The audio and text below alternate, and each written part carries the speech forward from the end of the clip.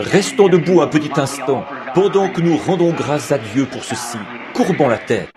Ô Dieu, notre Père bienveillant et saint, nous sommes si heureux que tu sois un Dieu et un secours qui ne manque jamais au moment de la détresse.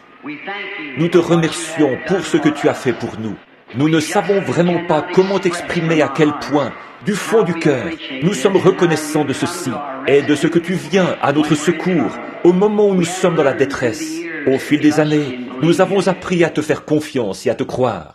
Je te prie cet après-midi, Seigneur, de répandre tes bénédictions sur ces gens, qu'il n'y ait pas une seule personne faible au milieu de nous à la fin de ce service. S'il y avait quelqu'un ici qui ne soit pas en règle avec Dieu, que la puissance qui a ressuscité Jésus de la tombe rende la vie à leur corps mortel, Seigneur, et à leur âme, et les amène à se tourner vers toi. Accorde-le, Seigneur. Quant à ceux qui n'ont pas le Saint-Esprit, puisse ce jour-ci être le grand jour qu'ils n'oublieront jamais. En effet, puisse ce jour être celui où Dieu répandra son esprit sur eux. Accorde-le, Seigneur. Pardonne nos péchés. Nous te prions de bien vouloir bénir frère Sullivan, notre aimable et précieux ami, ainsi que ce qu'il a dans son esprit pour les gens, d'essayer de leur fournir tous les moyens possibles en vue de leur venir en aide. Je te prie de bénir frère Sullivan. Bénis les ministres d'un bout à l'autre du pays, partout. Donne-leur infiniment, en abondance, Seigneur. Puisse-t-il se tenir bravement en chair et proclamer la parole de Dieu, car nous vivons aux dernières heures de l'histoire de ce monde. Que ta bonté nous couvre de son ombre en ces temps-ci, car nous le demandons au nom de Jésus. Amen.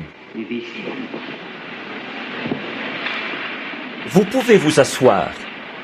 Je vous suis vraiment très reconnaissant, à vous ici et à Dieu de ceci. Frère Sullivan avait décidé de s'en charger lui-même. Vous voyez, ce ne serait pas juste que Frère Sullivan fasse ça. Alors, nous nous étions préparés en conséquence. Nous vous remercions de votre bonté. Et maintenant, quant à l'offrande d'amour, là, vous n'aviez pas besoin de faire ça. Non, ce n'était pas nécessaire. Voyez-vous, juste, ils ont payé nos dépenses, la note d'hôtel et la nourriture, ce que nous avons mangé. Et c'est tout ce qui est nécessaire. Mais un grand merci. Et ça va être utilisé pour soutenir l'œuvre missionnaire et pour amener les gens à Dieu. On n'achètera pas de cigarettes avec ça, pas de whisky, ni rien qui soit mauvais. Ça va être utilisé pour ce qui est bien. Et je prie que Dieu verse cette somme sur votre compte là-haut et qu'il multiplie ça par 10 000. Chaque dollar ou chaque pièce d'1 cent ou chaque pièce de 5 cents que vous aurez donné pour soutenir cette réunion. Et maintenant, je tiens à remercier l'armée des États-Unis de nous avoir permis d'utiliser ce bâtiment pour y faire ces réunions. Je les remercie vraiment de tout mon cœur. Et si j'ai bien compris, frère Sullivan a dit que tout allait être bien réglé. Nous ne sommes encore jamais repartis d'une ville avec une dette, ne serait-ce que d'1 cent, sans que tout ait été réglé. Nous ne croyons tout simplement pas qu'on doive agir autrement. Il ne faut rien devoir à personne. Il faut être honnête et franc. Et si vous devez quelque chose à quelqu'un, allez voir ces gens. Dites-leur que vous êtes en dette avec eux, mais que s'ils veulent bien vous accorder un petit délai, vous allez payer votre dette. Voyez? Toujours, c'est un bon signe qu'on est chrétien, ça. D'être honnête, droit. Il faut vivre les choses dont vous parlez. Si vous ne les vivez pas vous-même, comment voulez-vous que quelqu'un d'autre les vive? Voyez-vous? Donc, vous êtes des lettres écrites, lues de tous les hommes. Alors, soyez toujours honnêtes, justes, fidèles. Dites la vérité, peu importe combien fâcheuses peuvent être les conséquences. Dites la vérité quand même, parce qu'ainsi, vous pourrez toujours raconter la chose de la même manière chaque fois. Si vous dites un mensonge, vous serez obligé d'user de détours, de faire 1 million de mille. Et il faudra quand même que vous en reveniez à ce mensonge-là. Et ce que vous aurez fait là, c'est quelque chose de très vilain. Soyez simplement honnête. Alors vous pourrez toujours raconter la chose de la même manière, puisque c'est la vérité. C'est pareil pour la Bible. Dites-le exactement comme la Bible dit. Ne faites aucun compromis là-dessus. Dites-le tel quel, tout simplement. C'est écrit ici même. Et vous pouvez pointer le doigt là-dessus. C'est ça le moyen de vaincre Satan. Satan a dit à Jésus, si tu es le Fils de Dieu, que je te vois accomplir un miracle. On dit que tu es un faiseur de miracles. Change ces pierres en pain, et nous allons bien voir. tu as faim. Il a dit, mais il est écrit, l'homme ne vivra pas de pain seulement. Voyez, il a employé la parole du Père et il a vaincu le diable sur son propre terrain. Donc, vous pouvez faire la même chose, vaincre le diable sur son terrain, par la parole du Seigneur. Donc, je serai toujours reconnaissant à Frère Sullivan. C'est, pardonnez-moi cette expression, je pense qu'après avoir fait Frère Sullivan, il a tout simplement cassé le moule. Il est unique en son genre. Je n'ai rencontré dans ma vie qu'un seul homme qui me rappelait Frère Sullivan. C'était Howard Caddell. Je ne sais pas s'il a déjà fait sa connaissance ou pas. Il était Frère Caddell, c'était vraiment un bon vieux gars de la campagne, comme Frère Sullivan. Il enfonçait ses mains dans ses poches, tellement que ses bretelles descendaient très bas, et il parlait avec la tête de travers. Il était tout simplement unique. C'était Howard Caddell. Et alors, je suis vraiment heureux d'avoir Frère Sullivan comme ami et comme frère dans l'Évangile. Et je prie que Dieu le bénisse et qu'il bénisse sa petite église ici, sa précieuse épouse, ses bien-aimés. Et à vous, les autres ministres qui sont ici, à vous et à ceux de votre assemblée, aux prédicateurs du plein évangile, je dirais ceci. Sur des petits points de détail de l'Écriture, il se pourrait que nous ne soyons pas d'accord les uns avec les autres. Je ne suis pas d'accord avec ma femme sur certains points. Savez-vous sur quoi? Elle aime la tarte aux pommes, et moi, j'aime la tarte aux cerises. Donc, nous ne sommes pas d'accord. Et je vais vous dire ce que je fais de la mienne. J'aime bien un bon morceau de tarte aux cerises chaude. Et ça ne me ferait pas de tort du tout en ce moment. Ensuite, je verse du beurre dessus. Et puis, je verse de la mélasse par-dessus. Et là, frère, on a vraiment quelque chose qui est digne d'être mangé. Ma femme a peur de ça. Je pense qu'elle a peur des calories. Peut-être bien qu'elle aimerait ça, mais vous savez comment sont les femmes. Elles ont peur, elles deviennent tellement maigres qu'en les piquant avec une aiguille, on peut les entailler jusqu'à l'os. Mais elles veulent encore maigrir. C'est dans leur nature, je pense. Alors, mais moi, j'aime bien ça. Bon, nous ne sommes pas d'accord là-dessus. Sur d'autres points, ça va bien entre nous. Mais vous voyez, nous ne sommes pas en parfait accord.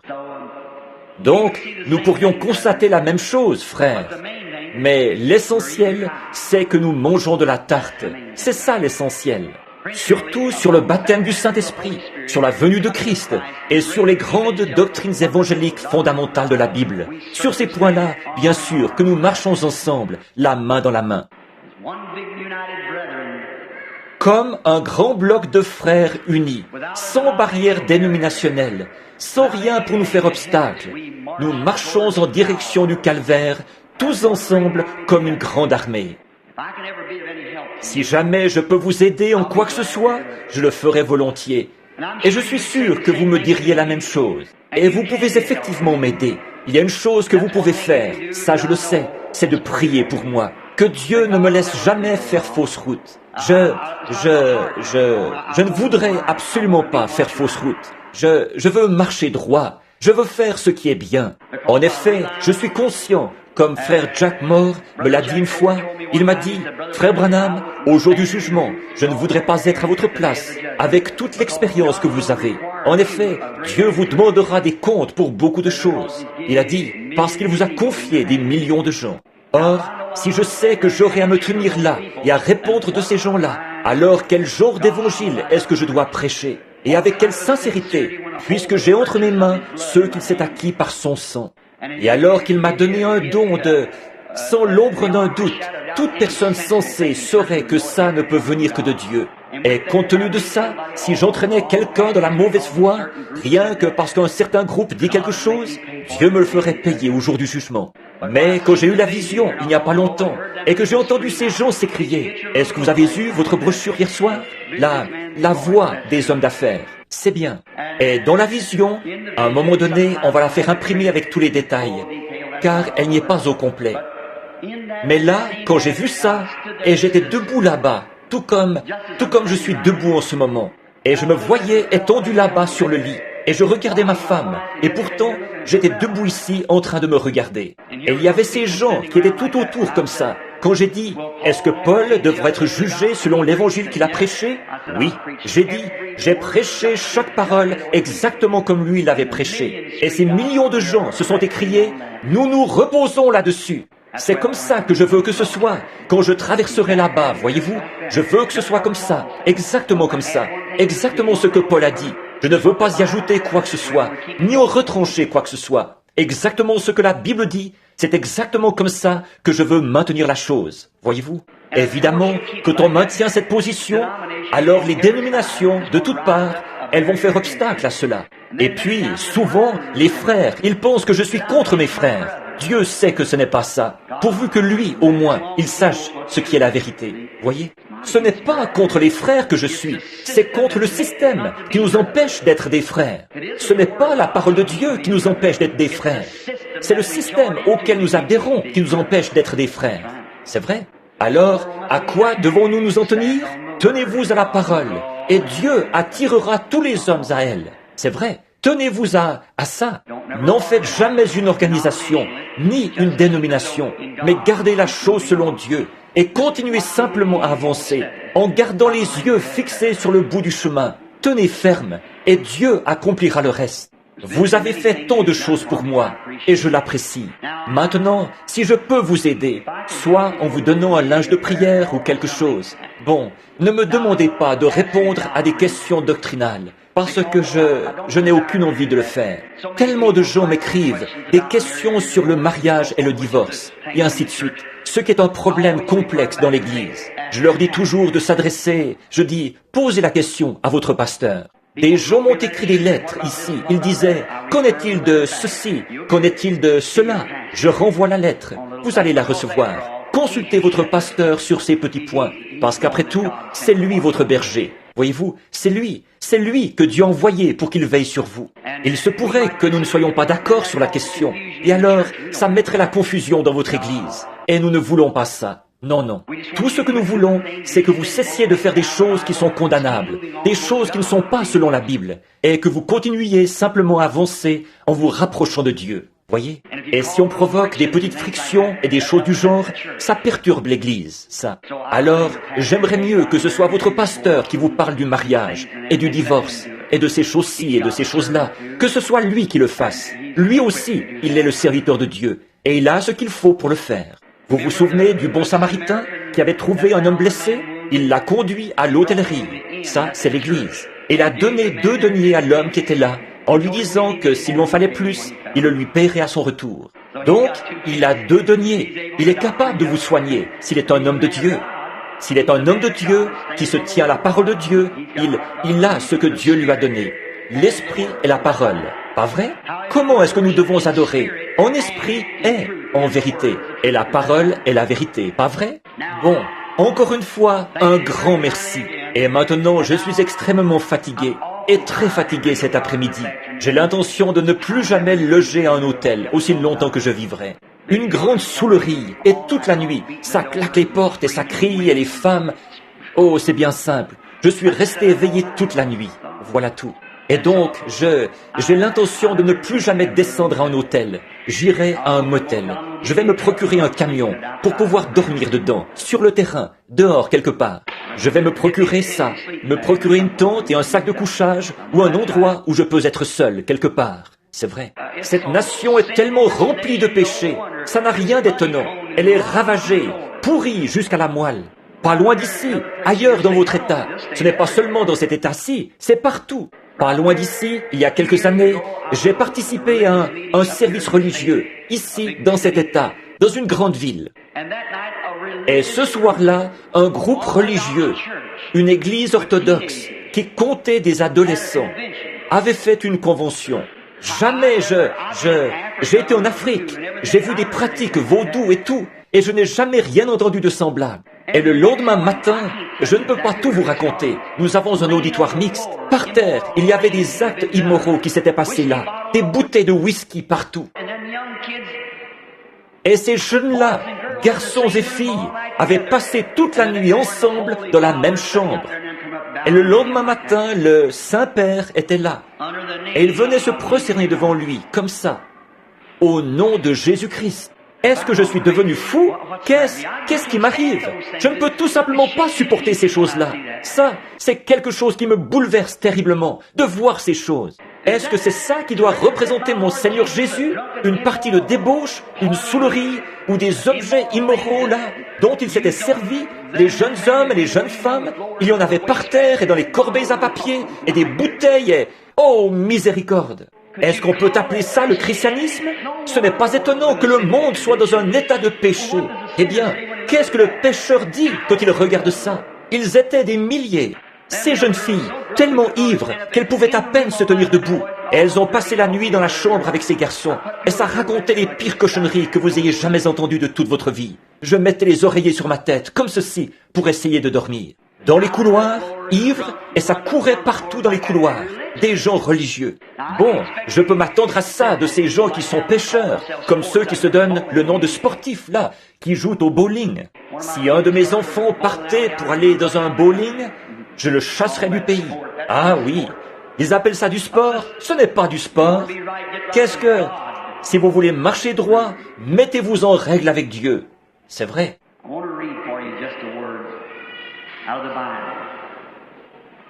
Je voudrais vous lire une petite parole de la Bible. Vous trouverez ça, ces quelques paroles que je voudrais lire ici comme texte. Il se trouve au chapitre 17 de 1 Roi au verset 1er.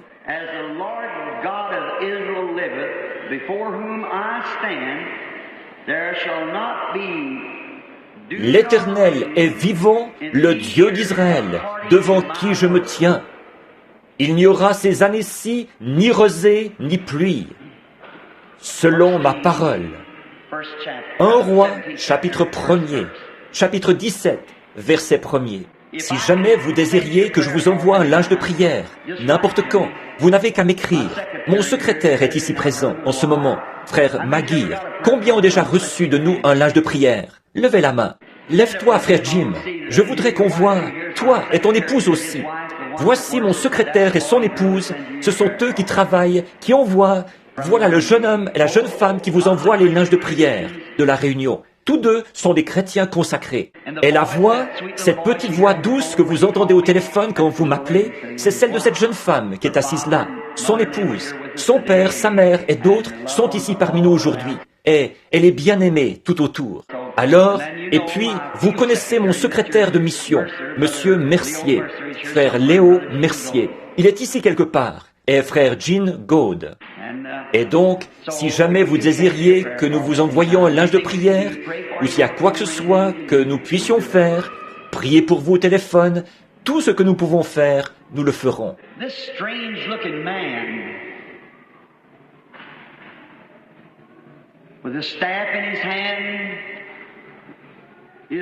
Cet homme à l'allure bizarre, qui avait un bâton à la main, le pas ferme, les yeux qui brillaient de la gloire de Dieu, la barbe qui flottait au gré du vent, enveloppé d'une vieille peau de mouton à longs poils. Il avançait d'un pas très énergique, en descendant la route qui menait à Samarie. Il ne payait pas de mine, mais il avait l'ainsi dit le Seigneur pour cette grande nation qu'était Israël. Oui, Élie le Tishbite, un prophète du Seigneur. Il ne payait pas de mine, mais il avait la parole du Seigneur. Il n'avait pas peur de se tenir devant le roi, car il avait été en présence de plus grand que le roi. Il avait été en présence de Jéhovah. C'est pourquoi il savait à quoi s'en tenir. Et quand il s'est présenté devant le roi, il n'a pas bégayé et bafouillé. Il savait de quoi il parlait. Il a pu dire au roi, « Ainsi dit le Seigneur, le Dieu d'Israël. Il n'y aura ni pluie, ni rosée, tant que je ne l'aurai pas ordonné. » Pourquoi est-ce qu'il a dit ça? Tant que je ne l'aurai pas ordonné. Sinon, à ma parole. Parce qu'il avait la parole du Seigneur. Il était prophète, et le prophète a la parole du Seigneur.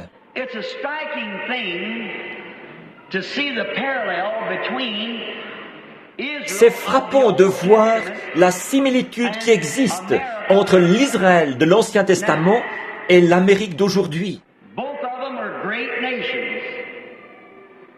Toutes les deux ont été de grandes nations. Toutes les deux avaient été fondées et leur peuple était venu là-bas par suite de persécutions religieuses.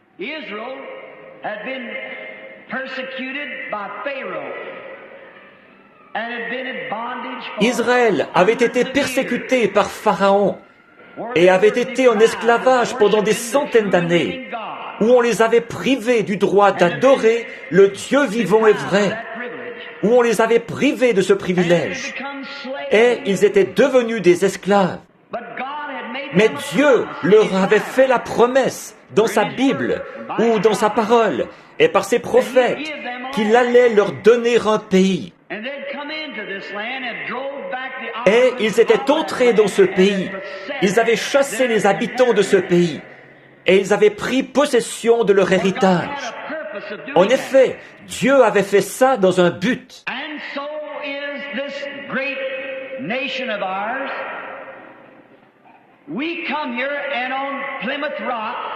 Et c'est la même chose pour notre grande nation à nous.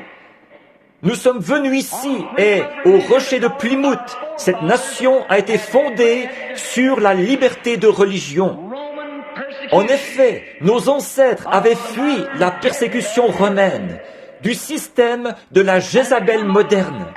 Et ils étaient venus ici et ils avaient subi beaucoup de grandes persécutions et de martyrs sous ce faux système de Jézabel.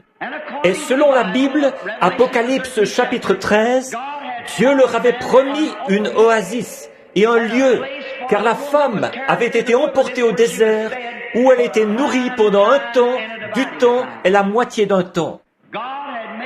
Dieu avait fait cette promesse à l'Amérique ou à l'Église, à la femme, qu'elle viendrait dans ce pays-ci. Avez-vous remarqué, Apocalypse 13, toutes les autres bêtes étaient montées de la mer, des eaux. Dans Apocalypse 17, il est dit, « Les eaux que tu as vues, ce sont la masse et les foules de gens. » Toutes les autres bêtes étaient montées de l'eau, de la masse et des foules de gens. Mais quand les États-Unis sont montés, celle-là est montée de la terre, où il n'y avait pas de gens. Et souvenez-vous, quand celle-là est montée, elle était semblable à un petit agneau. Or, l'agneau a 2 cornes, qui sont le pouvoir civil et le pouvoir ecclésiastique. Mais une fois qu'ils se sont unis, souvenez-vous, alors cet agneau a parlé comme le dragon l'avait fait avant lui. Et le dragon, c'était Rome. Quand le dragon se tint devant la femme, afin de dévorer son enfant dès qu'elle l'aurait enfanté, le dragon rouge, qui est-ce qui s'est tenu devant la femme, Israël, afin de dévorer son enfant dès qu'elle l'aurait enfanté, et qui a lancé une persécution et tué tous les enfants de 2 ans ou moins?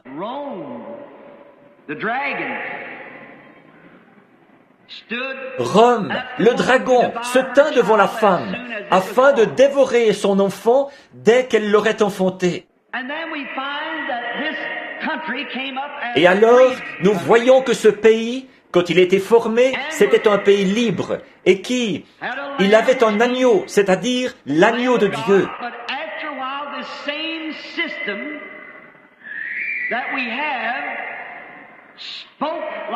Mais quelque temps après, le système même que nous avons, il parlait comme le dragon, et il exerçait toute l'autorité que le dragon avait eue avant lui. Elles sont similaires l'une et l'autre, parfaitement. Et souvenez-vous, alors que Israël est arrivé là, elle a fait de la Palestine sa patrie. Elle a chassé tous les habitants de ce pays et elle a pris possession du pays. Nous sommes arrivés et nous l'avons ôté aux Indiens. Nous les avons chassés et nous avons pris possession du pays. Il y a une raison pour laquelle Dieu a fait ça. Dieu allait montrer au monde ce qu'il pouvait faire avec une petite bande de gens qui voulaient avoir la liberté, et la liberté de religion pour pouvoir servir Dieu. Qu'est-ce qu'Israël a accompli grâce à ces choses? Il a fait d'Israël la nation la plus puissante du monde. Elle l'est demeurée jusqu'à ce qu'elle abandonne la volonté de Dieu. Qu'est-ce qu'il a fait de l'Amérique? Il a fait d'elle la nation la plus puissante du monde. et ce jusqu'à maintenant où elle abandonne la volonté de Dieu. Tout à fait similaires l'une et l'autre.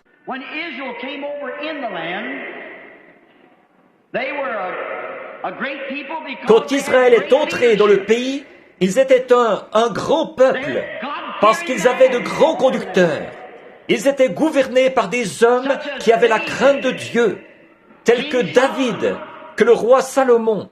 Le monde entier les craignait, et ils ont joui du privilège de ne pas avoir de guerre, de ne pas avoir d'ennui, et de vivre sous la puissance de Dieu, à tel point que des gens venaient des quatre coins du monde connus d'alors pour les visiter. Dieu leur avait donné un don de discernement. Ce don était en Salomon. Et la reine du Midi, la reine de Séba, a traversé tout le désert du Sahara. Ça lui a pris 3 mois, rien que pour venir entendre la sagesse de Salomon. Et quand elle a vu que Salomon pouvait discerner les esprits et qu'il lui avait révélé les secrets de son cœur, elle a dit, « Tout ce que j'avais appris à ton sujet était vrai, et même plus encore. » Elle était convaincue que c'était Dieu. Et l'Amérique, en se fondant sur ce principe de nos ancêtres qui étaient venus ici pour avoir la liberté de religion. À cette époque-là, nous avions des hommes saints comme conducteurs. George Washington, Abraham Lincoln, des hommes de renom qui avaient du caractère, des hommes de Dieu. En ce temps-là, l'Amérique était l'Amérique. George Washington, ici, à Valley Forge, avant de traverser le Delaware, il avait prié toute la nuit, si bien qu'il était trempé jusqu'à la ceinture, de s'être agenouillé dans la neige. Et le lendemain matin, quand les Américains se sont mis à traverser, il n'y avait qu'environ 20% d'entre eux qui avaient des chaussures aux pieds. L'armée américaine. Mais ils avaient un principe, une cause pour laquelle ils combattaient. Advienne que pour un, ça leur était égal. Les cultivateurs venaient là-bas. Il arrêtait les labours. Il dételait son bœuf. Il prenait sa carabine. Et il allait combattre pour la liberté qu'il avait connue. Et le lendemain, je crois qu'il y avait 4 ou 5 trous de balles. Des balles de mousquet qui avaient traversé son manteau et son chapeau sans l'atteindre. Des hommes de Dieu qui ont fondé cette nation. De grands hommes.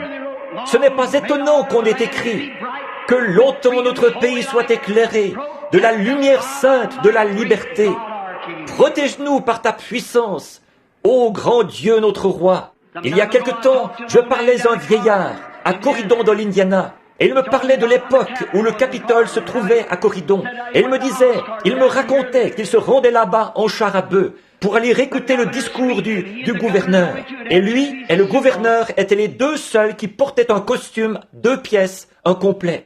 Il me racontait qu'il faisait l'élevage des moutons et qu'il les avait tondus, qu'il en avait lavé la laine, que ses sœurs l'avaient filé et lui en avait fait une veste assortie à son pantalon. Et ce brave vieux assis là, il devait avoir 85 ou 90 ans.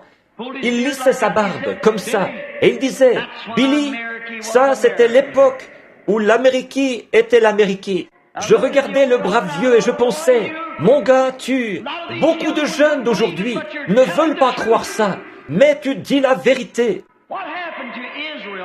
Qu'est-ce qui est arrivé à Israël après tout ce passé historique saint? Ils sont devenus insouciants. Ils en sont venus à être indifférents à ce qui se passait. Ils ont commencé à se relâcher dans le culte qu'ils rendaient à Dieu, bien qu'ils aient maintenu une forme de religion, tout comme nous l'avons fait. Ils avaient une forme extérieure de piété, mais ils se sont mis à laisser leurs fidèles faire ce qu'ils voulaient.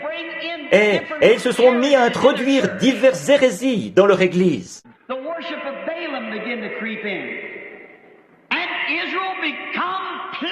Le culte des Baals a commencé à s'infiltrer. Et Israël est devenu ivre, avide de plaisir et de ce genre de choses. Et a fini par porter au pouvoir un conducteur qui ne connaissait pas Dieu. Achab, qui avait succédé à son père.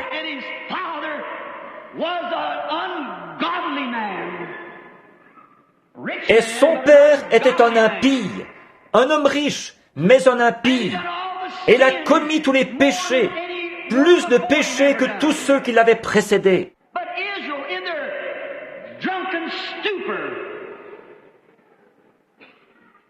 Mais Israël, abruti par l'alcool, ils ont porté au pouvoir un homme comme celui-là.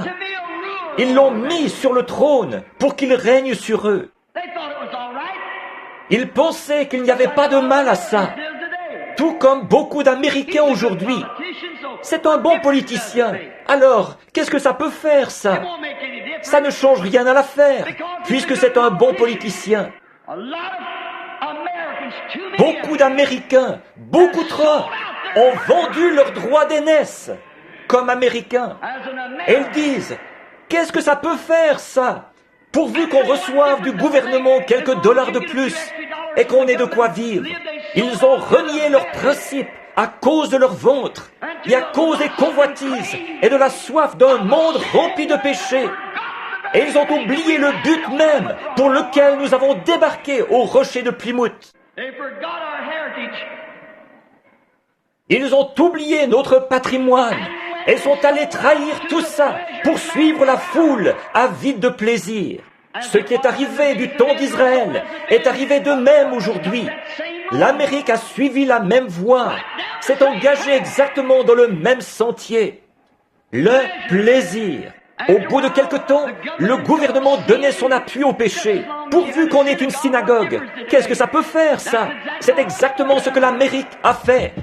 Et nous avons commencé à nous organiser et à former des petits groupes avec plus de péchés et encore plus de péchés. Si seulement nous étions restés fidèles aux vrais principes pour lesquels nous avons débarqué ici. Le péché a commencé à s'infiltrer dans les églises, tout comme c'était arrivé à cette époque-là.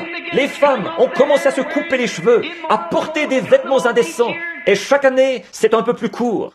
Et les hommes ont commencé à faire ceci, cela et autre chose, à jouer aux cartes et à jouer au loto dans l'église. Et ils sont tout aussi mondains que l'étaient, avides de plaisir, abrutis par l'alcool.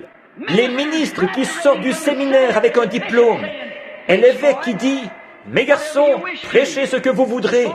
Quant à moi, je crois que le sang de Jésus-Christ a séché il y a 1900 ans. » On en est au point où l'Église n'est rien d'autre qu'une organisation, comme un club. Puissiez-vous ne jamais oublier cet après-midi. C'est devenu comme un club. Le monde a commencé à s'infiltrer. Les ministres se sont mis à faire des compromis. Exactement comme du temps d'Achab. Rempli de péché, pourri jusqu'à la moelle. Et ça a continué, sans relâche. Bien que Dieu leur ait envoyé un prophète après l'autre, et qu'il ait supplié les gens, et tendant sur eux ses compassions, ils ont quand même tourné le dos à cela. Ils ne voulaient en faire qu'à leur tête. Ils étaient Israélites, ils étaient libres, ils étaient une grande nation. Leurs ancêtres avaient fait ci et ça, David et Salomon. Ils pouvaient faire ce qu'ils voulaient. C'est exactement ce sur quoi nous nous appuyons. Exactement ça. Ce que Washington, ce que nos ancêtres, leurs convictions à eux. Mes frères, nous sommes à 1 million de milles de ces choses. Nos églises sont à 1 million de milles de ça. L'ancienne, l'église méthodiste d'aujourd'hui, par rapport à ce que l'église méthodiste était autrefois, ce que l'église pentecôtiste est aujourd'hui, et ce qu'elle était autrefois, ce que l'église baptiste est aujourd'hui, par rapport à ce qu'elle était autrefois. Si nous avions le temps de retourner en arrière et de parler de John Smith et de beaucoup des premiers réformateurs, John Smith a dit avant sa mort, il a dit, ce qui est terrible, c'est que les femmes méthodistes commencent à porter des bagues en or aux doigts. Les méthodistes. Qu'est-ce qu'ils diraient aujourd'hui en les voyant les cheveux coupés, le visage peinturluré et en short? C'est à cause du péché. Qu'est-ce que Dieu a fait en Amérique? Il a envoyé un réveil après l'autre, un réveil après l'autre. Des ministres ont prêché la parole, ont cherché à ramener les gens à Dieu. Et eux, qu'est-ce qu'ils ont fait? La même chose qu'Israël. Ils ont rejeté ça. Ils se sont moqués d'eux. Ils les ont traités d'exaltés. Ils les ont jetés en prison. Si une de mes sœurs et un de mes frères de l'assemblée qui est ici aujourd'hui s'étaient trouvés à l'hôtel hier soir et qu'ils avaient levé les mains, loué Dieu et poussé des cris dans cette chambre, aujourd'hui, ils seraient en prison à cause de ça. Mais une bande d'idiots, ivres, abrutis, des exaltés impies, eux, ils peuvent rester là à crier toute la nuit, et ivres, et jurer, et arracher les vêtements de sur les femmes, et se conduire n'importe comment, et tomber par terre, et crier toute la nuit. Mais on ne peut pas dire un mot là-dessus. Ce n'est pas étonnant que nous soyons sous la condamnation de la main de Dieu.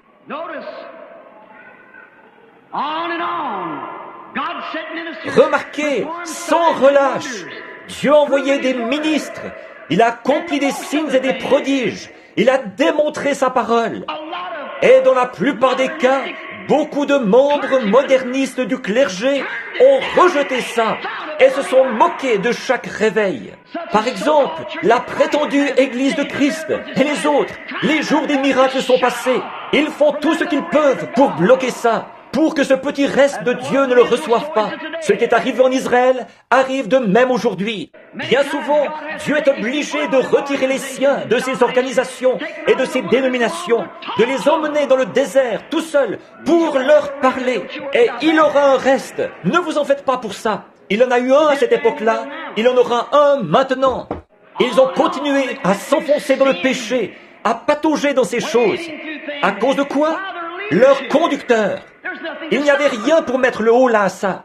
Eh bien, je vais vous dire franchement, je connais beaucoup de pays où, si on surprenait des gens à se promener dans la rue, habillés comme nous, ici en Amérique, on les mettrait en prison. Quand je suis allé à Saint-Onge, à Rome, or pensez-y, dégradé comme c'est là-bas, il y avait un écriteau là-bas, près des catacombes de Saint-Onge, à l'intention des femmes américaines. Veuillez vous habiller pour honorer les morts. S'il y a quelque chose qui rend malade, c'est bien de voir une bande de soi-disant Américains arriver quelque part. Je m'étais attablé à Lausanne, où nous mangions un bon steak, un jour, frère Arkenbright et moi. Le lendemain, nous y sommes retournés, parce qu'on y mangeait bien. Là-bas, je pouvais avoir de l'eau. Ils refusaient de nous servir autre chose que du vin. Alors, j'allais chercher de l'eau. Il fallait que je me promène avec une bouteille d'eau sous le bras, tout le temps, parce qu'ils refusaient de servir de l'eau aux tables. Donc, je suis allé là-bas et tout était bon, jusqu'à ce que Miss Amérique arrive, avec un sale petit caniche tout morveux. Elle portait tout plein de bijoux de pacotille, comme ça. Elle avait une cigarette au bout d'un long truc comme ceci. Elle s'est assise là, elle prenait de grands airs. Elle a fait asseoir son caniche sur la table. Cet animal sale, malpropre, c'est le pire animal dont Dieu parle. C'est bien le chien. Même que la dîme du prix d'un chien ne peut même pas être payée dans la maison de Dieu. C'est comme la prostituée, la dîme d'une prostituée, dit la Bible. Et pourtant, voilà, elles vont pratiquer le contrôle des naissances et débourser presque $1000 pour une espèce de petit chien. Elle va le traîner partout et lui donner l'amour qu'elle aurait pour son enfant. Et alors, elle va pouvoir sortir toute la nuit et elle va pratiquer le contrôle des naissances. À quoi s'attendre si ce n'est au chaos? Il se pourrait que vous n'entendiez plus jamais ma voix, mais je veux que vous vous souveniez de ceci. Nous sommes à la fin. There we find what taken place. What did? Finally, the great hour come. Ahab was elected. Là, nous voyons ce qui s'est passé, ce qu'il y a eu.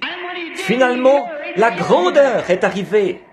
Achab a été élu, et une fois élu, il a épousé Jézabel, cette espèce de femme pourrie qui a entraîné tout Israël dans l'idolâtrie. Et tout comme Israël avait fait à cette époque-là, eh bien, il fallait qu'il soit dans un état rétrograde pour laisser une chose pareille arriver dans leur nation. Les lois sont faites par le peuple et pour le peuple. Et nous avons fait la même chose. Il fut un temps où l'Amérique n'aurait pas Il se serait bien gardé de laisser la vieille prostituée, la vieille impudique, qui a bu le sang des martyrs, qui les a tués. Et la raison pour laquelle il s'était réfugié ici, c'était pour la liberté. Il n'aurait pas accepté une chose pareille. Ça montre que nous sommes dans un état rétrograde. La nation tout entière, d'avoir élu une chose pareille. Oh, naturellement, là, vous, certains d'entre vous, les bons démocrates endurcis, ce que vous vous figurez, c'est que, oh, eh bien, il fera un bon chef politique. Ça sonne peut-être bien comme raisonnement pour la pensée charnelle, mais pour la parole de Dieu et pour la pensée spirituelle, ça ne tient pas debout. Certainement pas. Pour quelques dollars de plus et quelques réductions d'impôts ou autre chose du genre. Et nous avons beaucoup de difficultés, nos missionnaires sur le champ de mission aujourd'hui, parce que maintenant, on nous considère comme un pays catholique. Voyons, c'est sûr, la Russie est considérée comme communiste parce que son chef est communiste. La Chine populaire est considérée comme communiste parce que son chef est communiste. On nous considère comme catholiques parce que notre chef est catholique. Oh, quand Achab était sur le trône, vous dites, c'est lui qui est sur le trône. C'est vrai, mais Jézabel était la tête derrière ce trône-là. C'était elle qui menait la barque. Regardez ce qu'elle a fait des lois même du pays. Elle les a déformés, et ce, à son propre avantage, et à cause de son avidité, amenant Achab à le faire, parce qu'elle était mariée avec lui. Et c'est la même chose pour notre chef aujourd'hui. Je ne dis pas qu'il n'est pas un homme sympathique, mais regardez ce qu'il y a derrière lui. La prostituée, la chose même pour laquelle nous sommes venus nous réfugier ici, pour être l'Amérique. Les principes mêmes sur lesquels l'Amérique a été fondée. Nous, de notre plein gré, nous avons élu une chose pareille. Maintenant, vous voyez pourquoi on va bientôt arrêter ma voix. Mais quelqu'un aura été mis au courant. Oui, pourquoi? Dans Apocalypse 2:20, elle se dit prophétesse. Regardez bien la vague de péché qu'il va y avoir maintenant. Regardez bien la moelle, ça va descendre au plus profond de la moelle.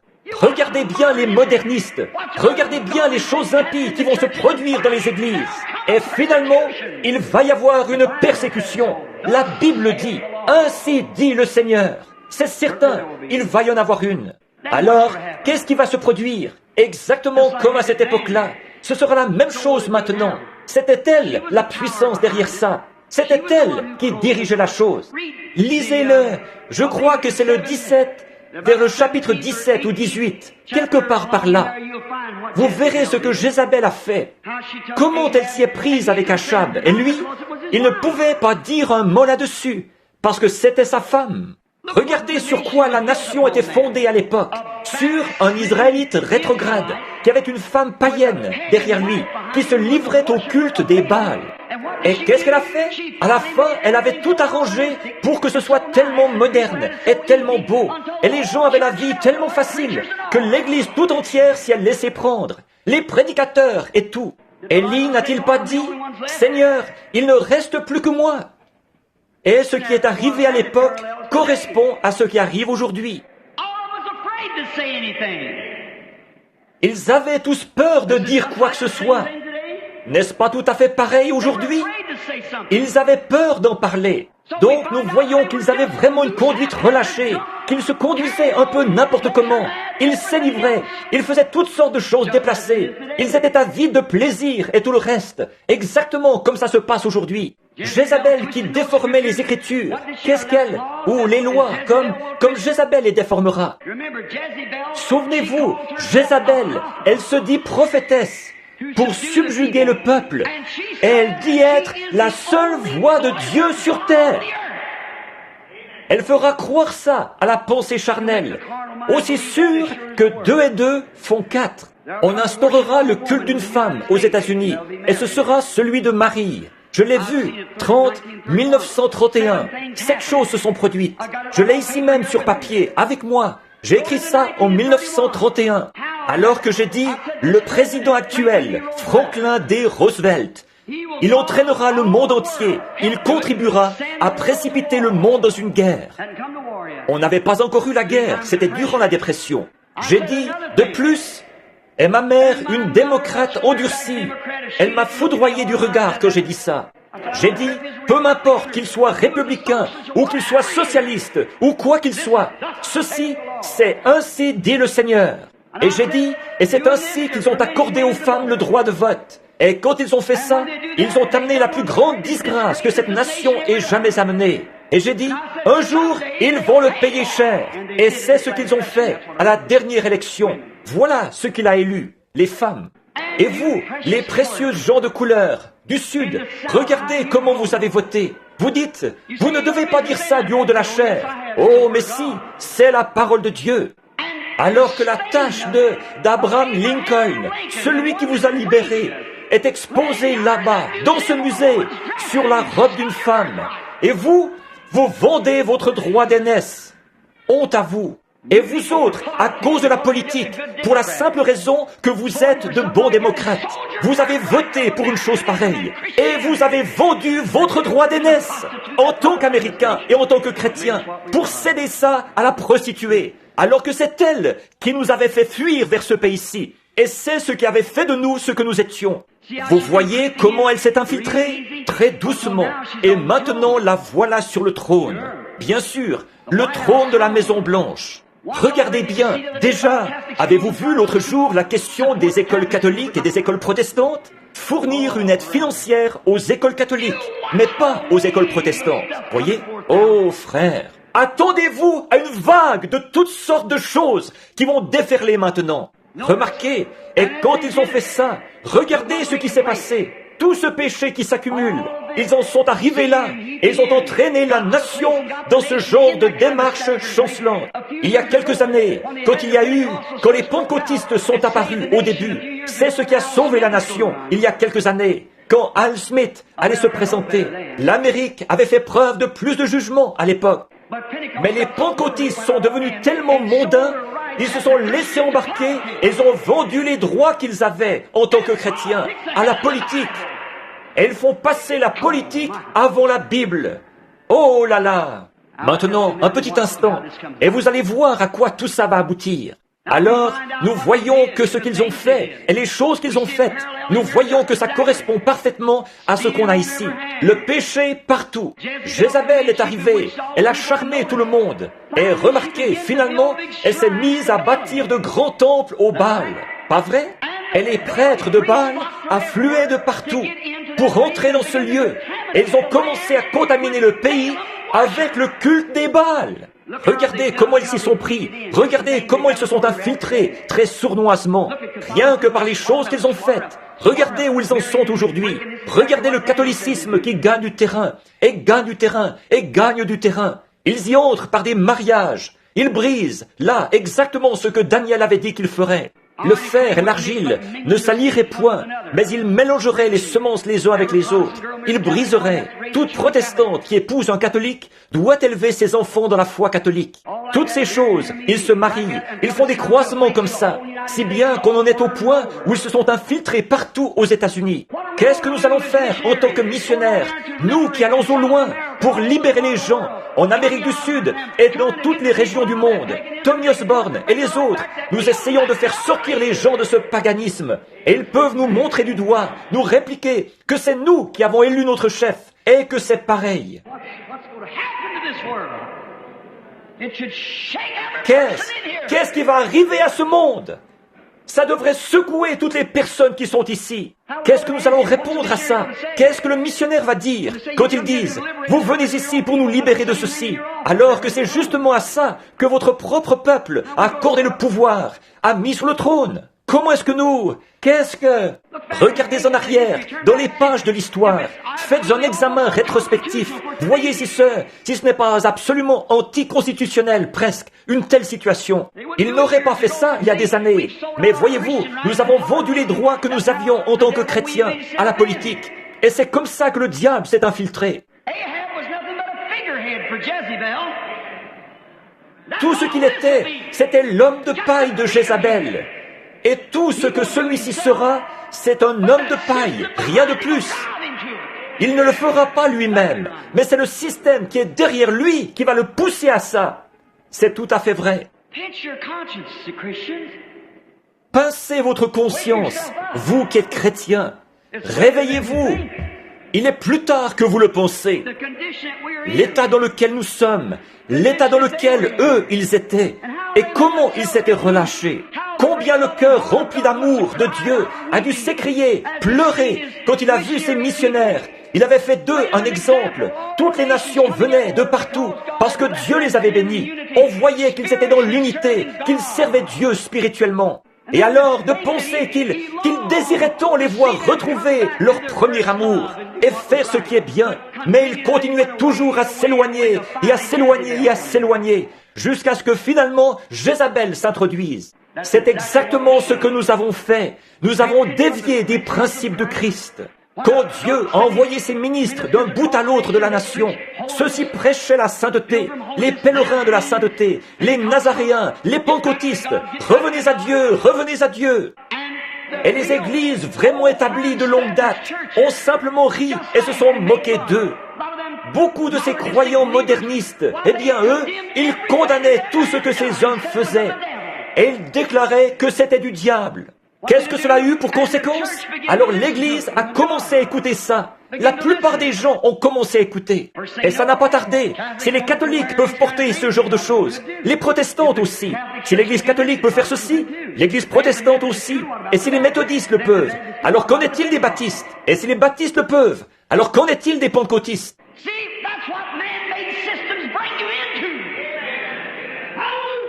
Voyez-vous? Voilà dans quoi vous entraînent les systèmes faits de main d'homme. Alléluia, c'est vrai. C'est pour ça que je suis contre ça. C'est parce que la parole de Dieu est contre ça. Le système fait de main d'homme. Dieu est contre ça. Sa parole est contre ça. Ses prophètes seront contre ça. Ses vrais serviteurs seront contre ça. Tous ceux qui sont nés de l'Esprit de Dieu seront contre ça. Regardez ce qu'Israël est devenu. Elle suivait le courant, à tel point que finalement, Jézabel est arrivée. Regardez ce que l'Amérique est devenue. Elle a suivi le courant du monde, à tel point que finalement, Jézabel est montée sur le trône. C'est vrai. Bon, en fait, Jézabel n'était pas elle-même sur le trône de l'Égypte, ou sur le trône d'Israël, mais c'était essentiellement elle qui gouvernait derrière le trône. Et la hiérarchie catholique n'est pas sur le trône des États-Unis, mais elle est le système derrière ça, puisqu'il est marié avec elle. Et la Bible dit que dans ce pays, on ferait une image semblable à la bête. Oh, frères, sœurs, qu'est-ce qu'il y a? Eh bien, je sais ce qu'il y a. La Bible dit qu'ils en arriveraient à cet âge de Laodicée. Et nous en sommes là. Vous me haïssez peut-être en ce moment, mais un jour ce ne sera plus le cas, quand vous découvrirez la vérité. Il se peut que vous ne soyez pas d'accord, que vous vous leviez et que vous sortiez de la salle en tapant du pied. Ça, tout ce que ça montrera, c'est que vous êtes un illettré. Mais un jour, vous vous apercevrez. Un jour, vous désirerez ardemment et vous saurez que c'est la vérité.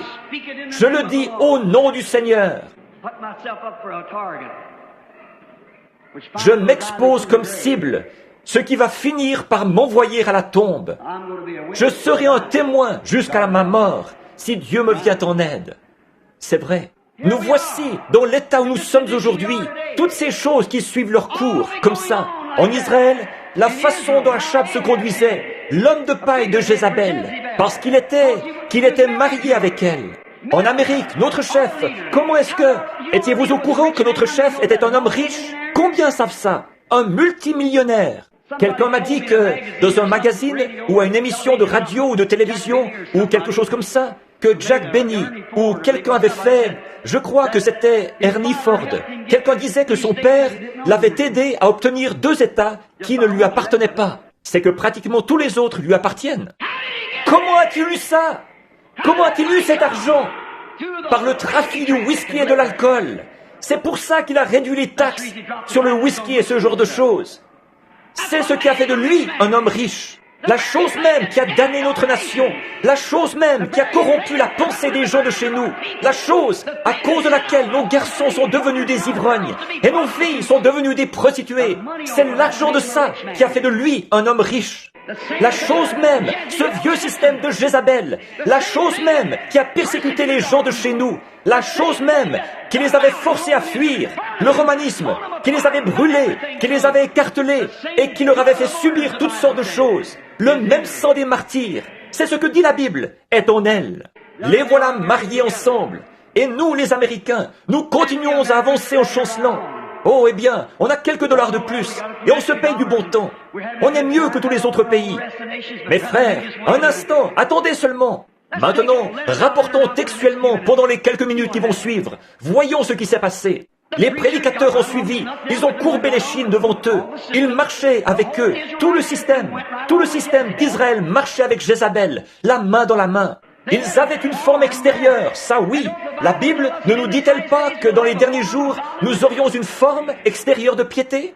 Toutes les prophéties sont accomplies, frères. Nous sommes à la fin. Sur le plan national, nous sommes à la fin. Sur le plan spirituel, nous sommes à la fin. Tous les systèmes tirent à leur fin.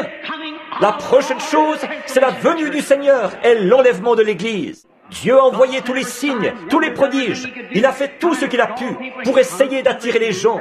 Et ils ont tout simplement continué à s'enfoncer là-dedans.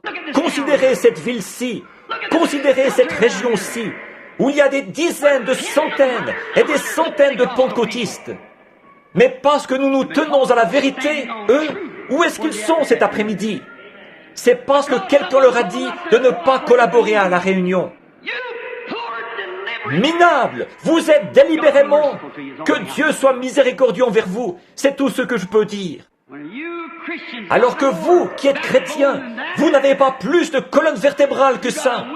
Vous avez un os de poulet au lieu d'une colonne vertébrale. C'est vrai.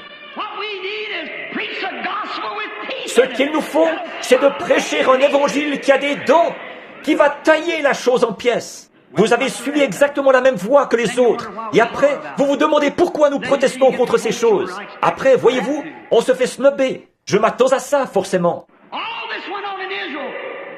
Toutes ces choses se déroulaient en Israël. Finalement, un jour, d'un pas décidé, un vieux bonhomme poilu est sorti du désert. Élie, le Tishbite. Il n'est jamais sorti d'aucune des organisations. Il est sorti du désert.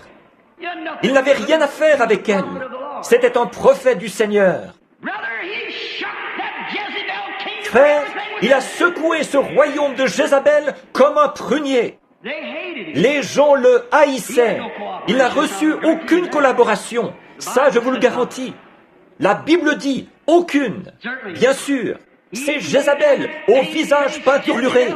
J'imagine qu'il les a mises en furie. Il a mis la cognée à la racine de l'arbre, comme Jean l'avait fait. Que les éclats volent où ils veulent, peu importe. Il l'a planté là-dedans quand même. Il a secoué la nation en leur montrant qu'ils étaient dans l'erreur et en essayant de les ramener à un Dieu vivant et vrai, de les ramener à sa parole, au lieu d'un culte à la Jézabel.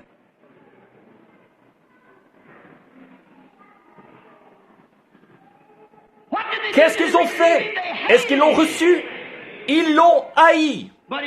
Mais sa parole a été proclamée quand même, parce qu'il avait l'ainsi dit le Seigneur. Dieu œuvrait avec lui, et il a démontré qu'il était un prophète loin, car les choses qu'il disait s'accomplissaient, et tout ce qu'il faisait prouvait qu'il était le prophète de Dieu. Mais ils ont quand même refusé d'y croire, parce qu'ils démolissaient leur théâtre. Il leur disait qu'ils étaient dans l'erreur. Achab était un coquin, c'est vrai. Et si vous remarquez, ils ne l'ont pas cru, mais il l'a prêché quand même. Aucun des prédicateurs n'était d'accord avec lui. Il a dit, il ne reste plus que moi, Seigneur. Regarde-les, ils ne veulent même pas un. Personne ne veut collaborer. Mais il avait une mission à remplir, et il l'a remplie. Il avait la parole du Seigneur. L'ainsi dit le Seigneur. Et il a attaqué la nation, il a attaqué l'Église, il a attaqué tout ce qu'il y avait là. Et Dieu était avec lui. Il nous a été promis qu'au dernier jour, il reviendra. Et dans ce pays-ci, je sais, Jésus, dans Matthieu 17, quand ils lui ont demandé « Pourquoi les scribes disent-ils qu'Élie ?» Regardez bien ce qu'il a dit. Il est vrai qu'Élie doit venir premièrement, au passé, au près, au futur. Mais ensuite, il a cité Jean comme exemple. Jean, ce n'était pas Malachie 4. Jean, c'était Malachie 3. Voici, j'envoie un messager devant moi pour qu'il prépare le chemin. Dans Malachie 4, il a dit, avant que le jour de l'Éternel arrive, ce jour grand et redoutable, où toute la terre brûlera comme du chaume. Avant ce jour-là, j'enverrai Élie. Et ce n'était pas Jean, puisque l'Éternel n'a pas du tout brûlé la terre quand Jean est venu. Et si vous remarquez, et au dernier chapitre, au dernier verset, il a dit, et il, observez, il, en parlant d'heure, ramènera le cœur des pères aux enfants et le cœur des enfants aux pères. Maintenant, regardez bien, le premier Jean est venu, le premier Élie. Qu'est-ce qu'il a fait? Il est venu et il a apporté un message. Il a ramené le cœur endurci des vieux orthodoxes à la foi de la jeune Église, aux enfants. Mais l'Élie qui vient ensuite, quand lui, il arrive au temps de la fin, il doit revenir ramener le cœur des pères, le cœur des enfants plutôt, et les ramener à la foi des pères de la Pentecôte. Vous voyez la différence? Il ne sera pas l'un de ces soi-disant, comme nous en avons aujourd'hui. Il retournera tout droit à Acte 2, et il repartira de là. Il prêchera l'évangile sans mélange. Il dira exactement les mêmes choses que ce que Pierre avait dit au jour de la Pentecôte. Parce que ce qu'il avait dit à la Pentecôte s'est confirmé tout au long des autres passages de l'Écriture. Quand Élie viendra, il ne fera pas toutes sortes de détours avec une quelconque organisation. Il haïra les femmes, comme Élie les haïssait, tout comme, ou les femmes corrompues, tout comme Jean les haïssait. Il sera amoureux des régions sauvages, tout comme eux l'étaient. Il n'épargnera personne. Nous attendons sa venue. Il viendra. Dieu a dit qu'il viendrait. Alors, il sera là. Je crois même que le message que nous avons aujourd'hui, il se pourrait qu'il précède sa grande venue à lui. Oui, monsieur. Il est en route, déjà né, tout comme Élie, qui a surgi tout à coup du désert. Il se fera connaître quelque part. Il prêchera Acte 2.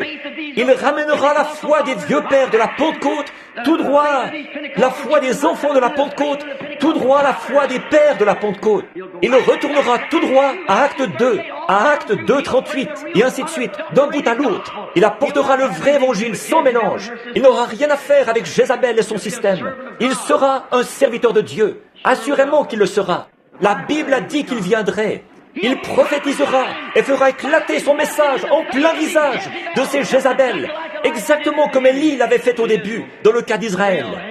Ils le haïront, ils ne collaboreront pas avec lui. Non, non, il viendra, Dieu l'a promis, il entrera en scène, il prêchera à l'Église élue, comme il était annoncé qu'il le ferait. Il secouera l'élu, il le débarrassera de ce qui est charnel, du monde et tout. Il le secouera pour qu'il soit bien tassé, il l'épurera, il rassemblera l'Église, un peuple. Je sais que vous dites, c'est ma dénomination. Frère, vous vous trompez. Jean est venu en tant que système composé d'un seul homme, afin de présenter un seul homme, Jésus-Christ. Et cet Élie ne sera pas un système, ce sera un homme. C'est ce que Jésus a dit. Ce sera un seul homme, loin du Saint-Esprit. Et il ne présentera pas 3 ou 4 dieux. Il en présentera un seul, le Seigneur Jésus-Christ. En effet, son message va secouer les enfants de la Pentecôte pour les ramener de nouveau à la foi des pères. Souvenez-vous, frères, si je dis ces choses pour être méchant, j'ai besoin d'être à l'autel. Je vous dis, l'ainsi dit le Seigneur. Si Dieu n'a pas confirmé que je vous ai dit la vérité partout dans le pays, partout dans le monde, dans ce cas, dites-moi où il y a eu erreur. Je vous dis la vérité. Revenez à Dieu. Faites vite. Sortez de ces systèmes. Parce que la Bible dit, dans le livre de l'Apocalypse, que la hiérarchie catholique romaine était une prostituée et qu'elle était la mère des impudiques. Ça, qu'est-ce que c'est? Des églises, des systèmes. Et d'où est venue l'église méthodiste? D'où est venue l'église luthérienne? D'où les méthodistes, les baptistes? D'où est-ce que toutes les organisations sont venues? Dieu n'a jamais organisé aucune église. L'Église catholique affirme qu'elle a eu son origine là-bas, que Jésus a organisé l'Église. Je veux qu'on me donne la page de l'histoire ou la page de la Bible. Il n'y a jamais eu d'organisation avant 306 ans après la mort du dernier apôtre. Et c'est alors qu'ils ont formé le concile de Nicée et qu'ils ont fait une organisation. Et quand Luther est sorti, il était un grand homme de Dieu. Mais tout de suite après son départ, ce petit groupe de gens-là est allé former une autre organisation. Alors le Saint-Esprit est venu sur John Wesley, qui n'en a jamais fait une organisation. Mais après son départ, alors eux en ont fait une organisation. Ensuite, le Saint-Esprit est venu avec les pentecôtistes et ils sont sortis des méthodistes. Et qu'est-ce qui s'est passé? Alors eux aussi, ils en ont fait une organisation. Mais il y aura un système composé d'un seul homme qui viendra avec la puissance et l'onction d'Élie pour accomplir cette prophétie. Alléluia! Il va secouer tout ça. Et souvenez-vous, il leur avait prophétisé et dit toutes ces choses. Et Dieu œuvrait avec lui. Mais son dernier message a été une attaque lancée sur la Maison Blanche. Ah oui! Quand Jean est venu, son dernier message à lui a été une attaque lancée sur la Maison Blanche de l'époque. Le dernier message d'Élie, quand il descendait la route ce matin-là, après avoir été là-bas dans la présence de Dieu, il descendait la route, le corps couvert de poils, sa tête chauve qui luisait, la barbe qui flottait au vent, ses petits yeux qui brillaient de la gloire de Dieu, son bâton à la main et le pas, tout ce qu'il y a de plus ferme. Qu'est-ce qu'il fait? Il arrive de Samarie, il se présente à la Maison Blanche et il dit « Ainsi dit le Seigneur ». Il n'avait peur de rien. Les églises l'avaient rejeté, les gens l'avaient rejeté, alors il va maintenant lancer sa dernière attaque sur la Maison Blanche. Ensuite, qu'est-ce qui est arrivé après ça? Écoutez! Après cette attaque-là, sa voix est restée silencieuse. Plus personne ne l'a entendu. Dieu l'a retiré de la scène. Il a dit, « Élie, tu as fait connaître ton message à tout Israël. C'est fait, ils le connaissent. Maintenant, viens, ici dans le désert. Éloigne-toi d'eux, sépare-toi d'eux, parce que je vais faire quelque chose. Je vais leur montrer ce qu'il en coûte de rejeter mon message. » Qu'est-ce qu'il y a eu? La guerre, la famine, la disette. Ainsi dit le Saint-Esprit. Regardez bien ce qui va venir. Regardez bien ce qui va suivre. Il y a eu une famine. Il y aura une famine. Oh, peut-être pas de pain, mais d'entendre la parole de Dieu et sa vérité. Toutes les églises entretiendront des relations sociales. Elles continueront à s'enfoncer là-dedans. Ce sera pareil. Et c'est comme si elles étaient déjà envahies par ça. Qu'est-ce qu'elle y a fait? Il a trouvé une source cachée, très haut dans la montagne, d'où il a eu l'eau de la vie, des révélations divines que Dieu lui a données, pendant qu'il était là-haut, sous la puissance de Dieu. Les révélations qui étaient une petite source cachée, pendant que tous les autres mouraient de faim. Que Dieu bénisse ses serviteurs, ses corbeaux. Ils lui ont apporté à manger pendant qu'il était isolé des gens. Et eux, ils étaient là-bas, affamés d'avoir un réveil, et avec tout ce qui se passait. On n'entend plus parler de ces réveils. Où est-il, ce vieux grincheux, qui est toujours en train d'attaquer nos organisations? Où est-il maintenant? Il ne savait pas. Il s'était retiré avec Dieu dans un endroit isolé, où il n'entendait plus sa voix. C'est là qu'ils ont commencé à voir. Quand Dieu envoie un message, qu'il le proclame aux gens, et que ceux-ci ne le reçoivent pas, alors il retire son serviteur, et l'envoie ses fléaux. La famine, la mort, spirituelle et physique aussi. Attendez-vous à une dépression, frère. Vous pensez avoir vu quelque chose. Attendez encore un peu. Vous n'avez encore rien vu. Vous pensez que vous mourrez d'envie d'avoir un bon réveil spirituel. Attendez encore un peu. Attendez seulement. Vous désirerez ardemment entendre la parole de Dieu et vous la réclamerez à grands cris. La Bible dit, il y aura une famine dans les derniers jours, a dit le prophète. Non seulement la disette du pain et de l'eau, mais d'entendre la véritable parole de Dieu. Cette voix restera silencieuse, quelque part dans le désert, cachée. Il a donné ordre aux corbeaux, ses serviteurs. Bénis soient ces oiseaux, ces serviteurs, qui ont maintenu la voix d'Élie en vie pendant la période où il s'était isolé de l'Église. Les corbeaux lui apportaient de la viande et du pain le matin, et de la viande et du pain le soir. Et il buvait à la petite source, pendant que tous les autres qui étaient là-bas, ils étaient privés de toute nourriture spirituelle et de toute eau spirituelle. Et puis un jour, après que le péché eut fait ses victimes, et que Dieu eut amené son peuple à fléchir les genoux, Jézabel avait mis la main sur tout. Elle s'était emparée de tout. Et elle le fera encore. C'est ainsi dit la Sainte Bible de Dieu. Elle le fera encore. Elle est là, sur le trône, maintenant même, derrière l'homme de paille. Elle fait tout ce qu'elle veut. Personne ne va l'arrêter. C'est sûr, personne ne va l'arrêter maintenant. En effet, ce qu'ils n'avaient pas réussi à obtenir dans les cercles religieux, c'est par la politique qu'ils ont introduit tout ça. Et c'est comme ça qu'ils y sont arrivés. Ah oui, c'est exactement ça qu'ils ont fait. Et la politique va servir à un boycottage. Et on va se retrouver avec la marque de la bête, aussi sûr que je suis ici devant vous. Voyez-vous, comme la Bible dit, je sais qu'il se fait tard, je vais me dépêcher. J'aurai une dernière chose à ajouter, si le Seigneur me le permet. Regardez bien, Élie est resté là-haut, tant que Dieu ne l'a pas envoyé ailleurs. Il ne faisait pas de réunion de réveil. Il ne prêchait pas contre quoi que ce soit. Il est simplement resté là-haut, seul avec Dieu, là-bas dans le désert, parce que c'était un homme du désert. Il avait grandi dans le désert. Jean aussi avait grandi dans le désert. Il est allé dans le désert, seul avec Dieu. Il a été enlevé à l'église, après avoir apporté son message. Et l'église avait rejeté cela, et rejeté cela. Finalement, comme les organisations ne voulaient pas agir, il s'est trouvé dans l'obligation de s'éloigner. Dieu l'a retiré de la scène. Il l'a emmené au désert. Il a dit, viens par ici. Ils ne m'ont plus écouté. Viens. Dans ce cas, je vais faire descendre mon jugement sur eux.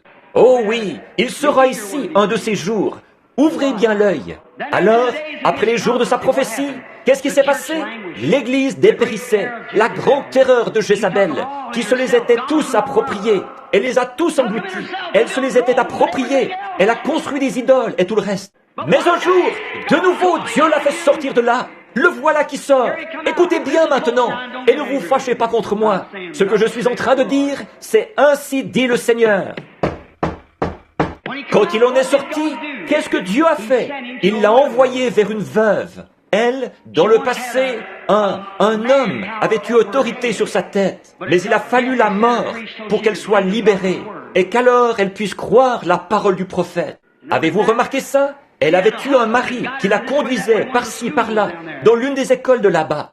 Mais pendant cette grande sécheresse, il avait été englouti. La mort l'avait emporté. Comme elle n'était plus liée à aucune organisation, elle était maintenant prête à écouter la parole du Seigneur.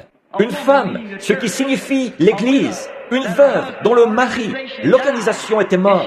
Et elle-même, c'était tout juste si elle était encore en vie, pensait-elle. Et Dieu a dit, va vers elle maintenant, elle va t'écouter. Je le lui ai ordonné. Oh, parfois nous considérons, vous qui êtes un petit groupe, qui êtes si fidèles et qui faites tout ce que vous pouvez pour tenir des réunions, pour essayer de montrer aux gens que votre cœur est droit et que vous désirez qu'ils se mettent en ordre. Vous considérez que vous avez beaucoup de difficultés. Mais souvenez-vous, Dieu veille sur vous. Vous l'aimez, je sais que vous l'aimez. Sinon, vous ne seriez pas assis ici. Vous n'assisteriez pas à quelque chose comme ceci. Dieu veille sur vous, oui. Et à ce moment-là, comme son mari était mort, que son organisation était morte, alors elle était maintenant prête à écouter la parole du prophète. Alors, quand le prophète est arrivé à la porte et qu'il lui a demandé un peu d'eau, elle est allée lui en chercher. Ensuite, il a dit, apporte-moi une mesure de farine. Elle s'est retournée et elle a dit, l'Éternel est vivant, je n'ai que la quantité qu'il me faut, rien de plus. On aurait dit là qu'il avait été envoyé pour lui enlever le peu qu'elle avait. Mais c'était le contraire. Au moment où elle était prête à donner ce qu'elle avait pour soutenir la parole, Dieu la nourrit. Et si vous êtes prêts à donner la portion de l'esprit que vous avez, la portion de l'esprit que Dieu vous a donnée, pour soutenir la parole, alors Dieu vous gardera en vie. Alléluia. Oh, gloire à Dieu. Est-ce que vous le voyez, Église? N'allez pas penser que je déraisonne. Ce n'est pas ça. Mais ce que vous avez, le peu de foi que vous avez en Dieu, la foi que vous avez, placez-la dans la parole, pas dans une organisation. Mettez-la dans la parole de Dieu. Il vous gardera en vie. À ce moment-là, elle était prête. Parce qu'avant ça, elle n'aurait pas pu. Il ne l'aurait pas laissé faire. Mais là, elle est prête. Va-t-elle le recevoir? Dieu envoie un prophète vers elle. Va-t-elle recevoir sa parole? Va-t-elle recevoir ce prophète? Oui, elle l'a reçu. Et il lui a dit, maintenant, le peu de vie que tu as, place-le ici, apporte-le-moi premièrement. Et qu'est-ce qui s'est produit? Pendant que le reste du monde était en train de dépérir et de mourir de faim, elle et ses enfants et sa famille, tous, ils mangeaient 3 bons repas par jour. La révélation divine de la parole. J'espère que vous le voyez, mon ami. Qu'est-ce qui s'est passé? Il est resté là jusqu'à ce que la famine soit terminée. Il a vécu chez cette femme, cette église, qui l'avait accueilli et qui avait cru sa parole. Et il l'a gardée en vie, gardé l'église en vie, par la parole du Seigneur. Parce qu'il avait dit, ainsi dit le Seigneur. Bon, nous n'avons pas le temps de prendre le reste de l'histoire. Vous savez, alors qu'il a dû en venir à une épreuve de force avec Baal. Il le fera un de ces jours. Ne vous en faites pas. Quand d'un pas décidé, il sortira du désert. Regardez bien ce qui se produira. Qu'est-ce qui s'est passé? Alors, quand ce brave vieil Élie, le prophète, un véritable serviteur de Dieu, est arrivé au bout du chemin, Dieu lui a dit, un jour, il a dit, Élie, maintenant tu as prêché assez longtemps, tu as combattu Jézabel et tout son peinturlurage et toutes ces choses, à tel point que tu en as assez de tout ça. Il a dit, viens au Jourdain. Et il y va, il descend au Jourdain. Là, le vieux fleuve boueux s'agitait là-bas, cette eau froide, glacée, ce que tout homme doit affronter. Le Jourdain, la mort. Mais quand ce grand serviteur de Dieu est descendu au Jourdain et que son fils marchait à ses côtés, son fils dans l'Évangile, oh oui, c'était son fils, mon père, chars d'Israël et leur cavalerie. Quand lui et son fils sont descendus bras dessus, bras dessous au Jourdain, il regardait partir son papa ce matin-là. Quand il est arrivé au Jourdain, il a pris ce manteau de puissance qu'il avait sur les épaules. Il a dit, « Mort, tu ne peux rien me faire. » Et il a frappé le Jourdain. « Écarte-toi, je traverse ce matin. » Qu'est-ce qui s'est passé? Le Jourdain s'est retiré et il est devenu sec comme de la poudre. Qu'est-ce que le vieux prophète faisait? Il regardait de l'autre côté du Jourdain. Il savait qu'un char l'attendait là-bas avec les chevaux. Il allait rentrer à la maison. Son travail était terminé. Son fils dans l'Évangile allait prendre sa place. L'autre jour, je revenais chez moi de l'Ouest. Ça me vient à l'esprit. J'ai allumé la radio. J'avais 3 jours de route à faire en voiture. 2400 milles. Tout seul. J'ai allumé la radio et j'écoutais des chants religieux diffusés à partir de Del Rio, au Texas. Un homme racontait quelque chose au sujet d'un vieil homme de couleur, un noir. Il allait mourir et il devait descendre au fleuve. Il disait, « Ces pantoufles dorées que je vais porter pour me promener dans les rues pavées d'or. » Ce vieux noir avait prêché toute sa vie. Et le seul réconfort qu'il avait, auquel il pouvait penser, c'était son vieux banjo accroché au mur. Il s'asseyait sur les balles de coton et il jouait les cantiques. Il se délassait des tâches de son ministère avec son vieux banjo. C'était sa façon de se détendre. Il disait que ce vieux cheval écourté qu'il menait autrefois, il serait là-bas avec le char. Je pensais à ces choses. Il disait, « Oh, ces pantoufles dorées que je vais porter pour me promener dans les rues pavées d'or. » Quand il a eu fini de chanter, j'ai éteint la radio et je roulais, j'étais au volant. Oh, c'est bien vrai ça. Moi aussi, je devrais y descendre. Qu'est-ce qui m'a donné du réconfort? Où est-ce que je trouve mon réconfort dans le désert? J'ai une petite carabine qui s'appelle « Je m'en sers à la chasse en automne ». C'est une 270. Une Remington de modèle 721. Un homme, un frère me l'a offerte en Californie il y a des années. Ça fait bien des années que je m'en sers à la chasse. Quel réconfort elle a été pour moi, parce que je sais que c'est un bon fusil de chasse. C'est mon réconfort dans le désert. Ensuite, j'ai pensé à la vision que j'avais eue. Quand je suis arrivé là-bas et que j'ai vu tous les miens, j'ai entendu un doux hennissement et mon petit prince, mon petit cheval de selle, est arrivé et il a appuyé sa tête contre mon épaule. Je me suis dit, eh oui, Un de ces 4 matins, moi aussi, je descendrai au Jourdain. Et la vieille 270 dont autrefois elle est accrochée au mur. Je ne l'en ai pas décroché depuis l'automne dernier. Le petit cheval de sel que je montais autrefois, Dieu l'aura attelé à mon char le matin où je descendrai au fleuve. Il sera juste là, de l'autre côté du fleuve. Dieu l'y enverra. Je l'ai vu l'autre nuit. Il sera attelé à mon char un de ces 4 matins. Je ne serai plus là. Je monterai dans les nuées. Prions. Oh, que vienne cette puissance de Dieu dont je me réjouirai en me promenant dans les rues pavées d'or. Là-bas, la vieille carabine qui est maintenant accrochée au mur, à ce moment-là, je n'en aurai plus besoin. Je me demande si, quand mon char à moi arrivera, si mon petit cheval de sel que j'ai vu en vision sera attelé à mon char ce matin-là, quand je serai là-bas, près du fleuve. Je l'espère. Je veux être enlevé. Je veux que l'Église aussi monte comme ça. C'est ce que je veux pour chacun de vous.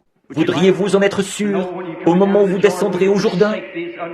Voulez-vous abandonner les systèmes impies de ce monde et recevoir Jésus-Christ comme votre sauveur? Si vous n'êtes pas chrétien, voudriez-vous lever la main pour dire « Priez pour moi, frère Branham, quand moi j'arriverai au Jourdain, que Dieu vous bénisse, que Dieu vous bénisse. » Quand je descendrai au Jourdain, je veux prendre la puissance du Saint-Esprit qui est sur moi, en frapper les eaux froides et traverser. Comment pouvez-vous rester assis là, à écouter une prédication comme celle-là, sous une onction du Saint-Esprit comme celle-là, en sachant que le Saint-Esprit me signale l'état dans lequel vous êtes, et ne pas lever la main? Ça montre que le moment est venu de partir pour le désert. Est-ce qu'il y aurait quelqu'un, avant que nous prions, une autre personne? 2 personnes ont levé la main. 3, que Dieu te bénisse, fiston. Notre Père Céleste, 3, ce sera merveilleux, Seigneur, s'ils se retrouvent là ce jour-là. Je prie qu'ils y soient, Seigneur. Ils ont levé la main parce qu'ils sont convaincus que les systèmes de ce monde sont en train de mourir et que les voix de la parole de Dieu, bientôt ce sera quelque chose de difficile à trouver. Dieu les retirera de l'Église. Le cri, l'appel de l'époux va bientôt se retirer et le système de Jézabel va l'étouffer. Par contre, eux, ils veulent vivre près de cette source cachée, comme Élie, pour être gardés pendant le temps de la famine. Ô Dieu, donne-leur le Saint-Esprit maintenant, remplis leur cœur de joie et de paix, et dirige leurs pensées vers la parole de Dieu, afin qu'ils vivent maintenant et désormais pour toujours. Bénis-les, Père, ils sont à toi, par Jésus-Christ, notre Seigneur. Avec nos têtes inclinées, ceux qui ont levé la main et qui veulent accepter Christ, voudriez-vous vous lever un petit instant, pendant que je prie pour chacun de vous individuellement? Levez-vous simplement. Ô Dieu, aurais-je échoué? Même les 3 qui avaient levé la main n'étaient pas assez convaincus pour se lever, pour accepter la chose même qu'ils avaient faite. Seigneur Jésus, je remets tout cela entre tes mains. J'ai prêché ta parole et je n'ai fait aucun compromis. Maintenant, je quitte cette maison. Je la leur laisse, Père. Agis comme tu le jugeras bon. Et avec l'Église et avec ton serviteur, tout est entre tes mains. Père, je prie que tu sauves les perdus, que tu rassasies de bien les gens au cœur affamé, que tu donnes la vie éternelle à ceux qui ont soif, que tu suscites tes serviteurs pour qu'ils proclament le message, que tu donnes la guérison aux malades et aux affligés, que tu en reçoives la gloire, car je te remets mon être ainsi que ta parole. Et dans ma main, dans mon cœur et dans ma pensée, écris tes lois, par Jésus-Christ, notre Seigneur. Amen.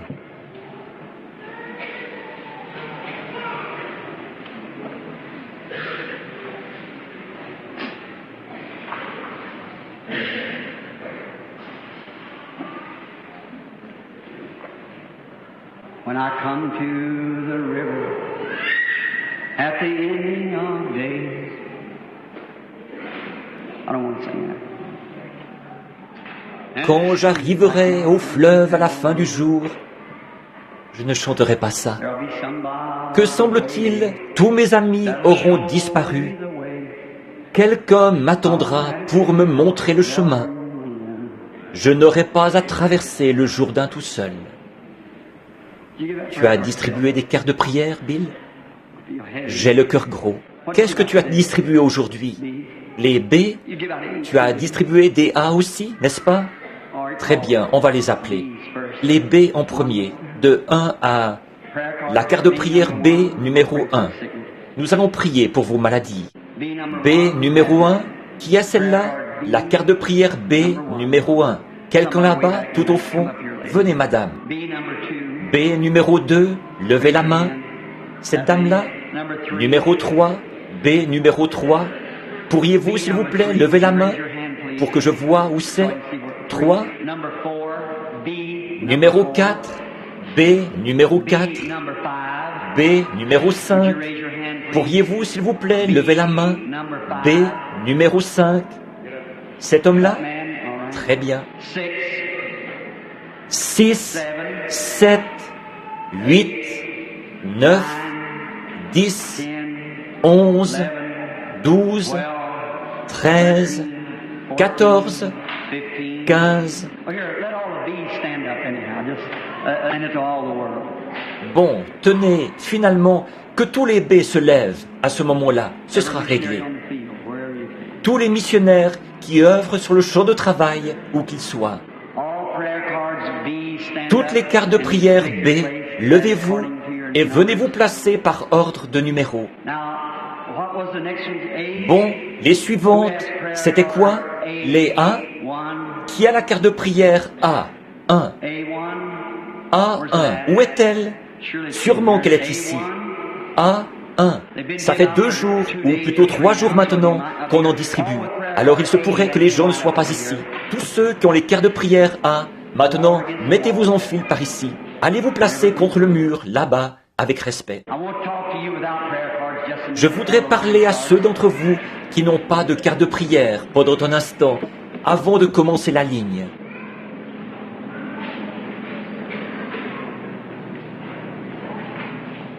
Maintenant, votre carte de prière, gardez-la à la main pour que les frères puissent reprendre votre carte de prière.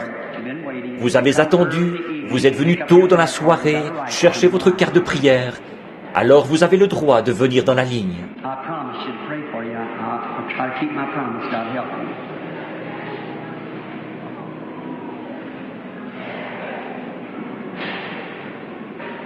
Je vous ai promis de prier pour vous. Maintenant, je vais essayer de tenir ma promesse, avec l'aide de Dieu. C'est votre petit garçon? Un petit bonhomme très mignon. Je vous prie de m'excuser. Cette femme-ci est un bon exemple d'une vraie américaine. Son petit garçon, avec une petite salopette et une veste à rayures. Une jeune femme aux cheveux longs qui s'habille bien. Que Dieu la bénisse et qu'il bénisse son foyer, son mari et ses bien-aimés. Ça, c'est vraiment les USA authentiques, avec le christianisme écrit au-dessus. Puisse notre pays demeurer longtemps comme ça. Excusez-moi, madame, d'avoir dit ça, mais c'est que pour que les gens voient quelle est, selon moi, l'apparence d'une chrétienne. Pas de manucure, de ce genre de choses-là, une dame, tout simplement. Que Dieu vous bénisse, frère Sullivan.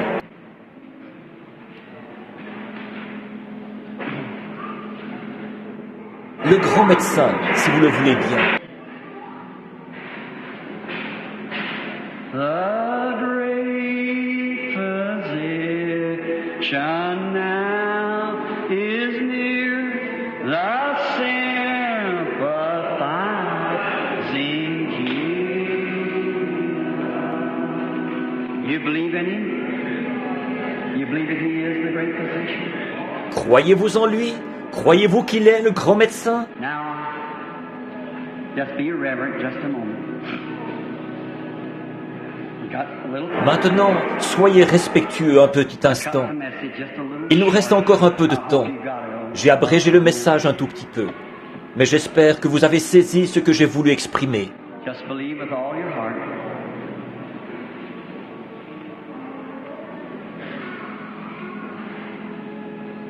they all get lined up. Somebody back there line the people up. Okay? What's that?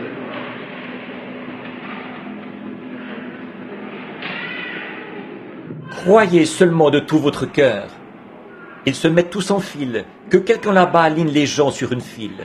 Ça va? Maintenant, tous ceux qui ont des cartes de prière sont debout. Vous qui n'avez pas de carte de prière dans l'auditoire, est-ce que vous croyez, vous aussi? Si vous avez la foi, Dieu va vous appeler. Maintenant, toutes les cartes de prière dans la ligne.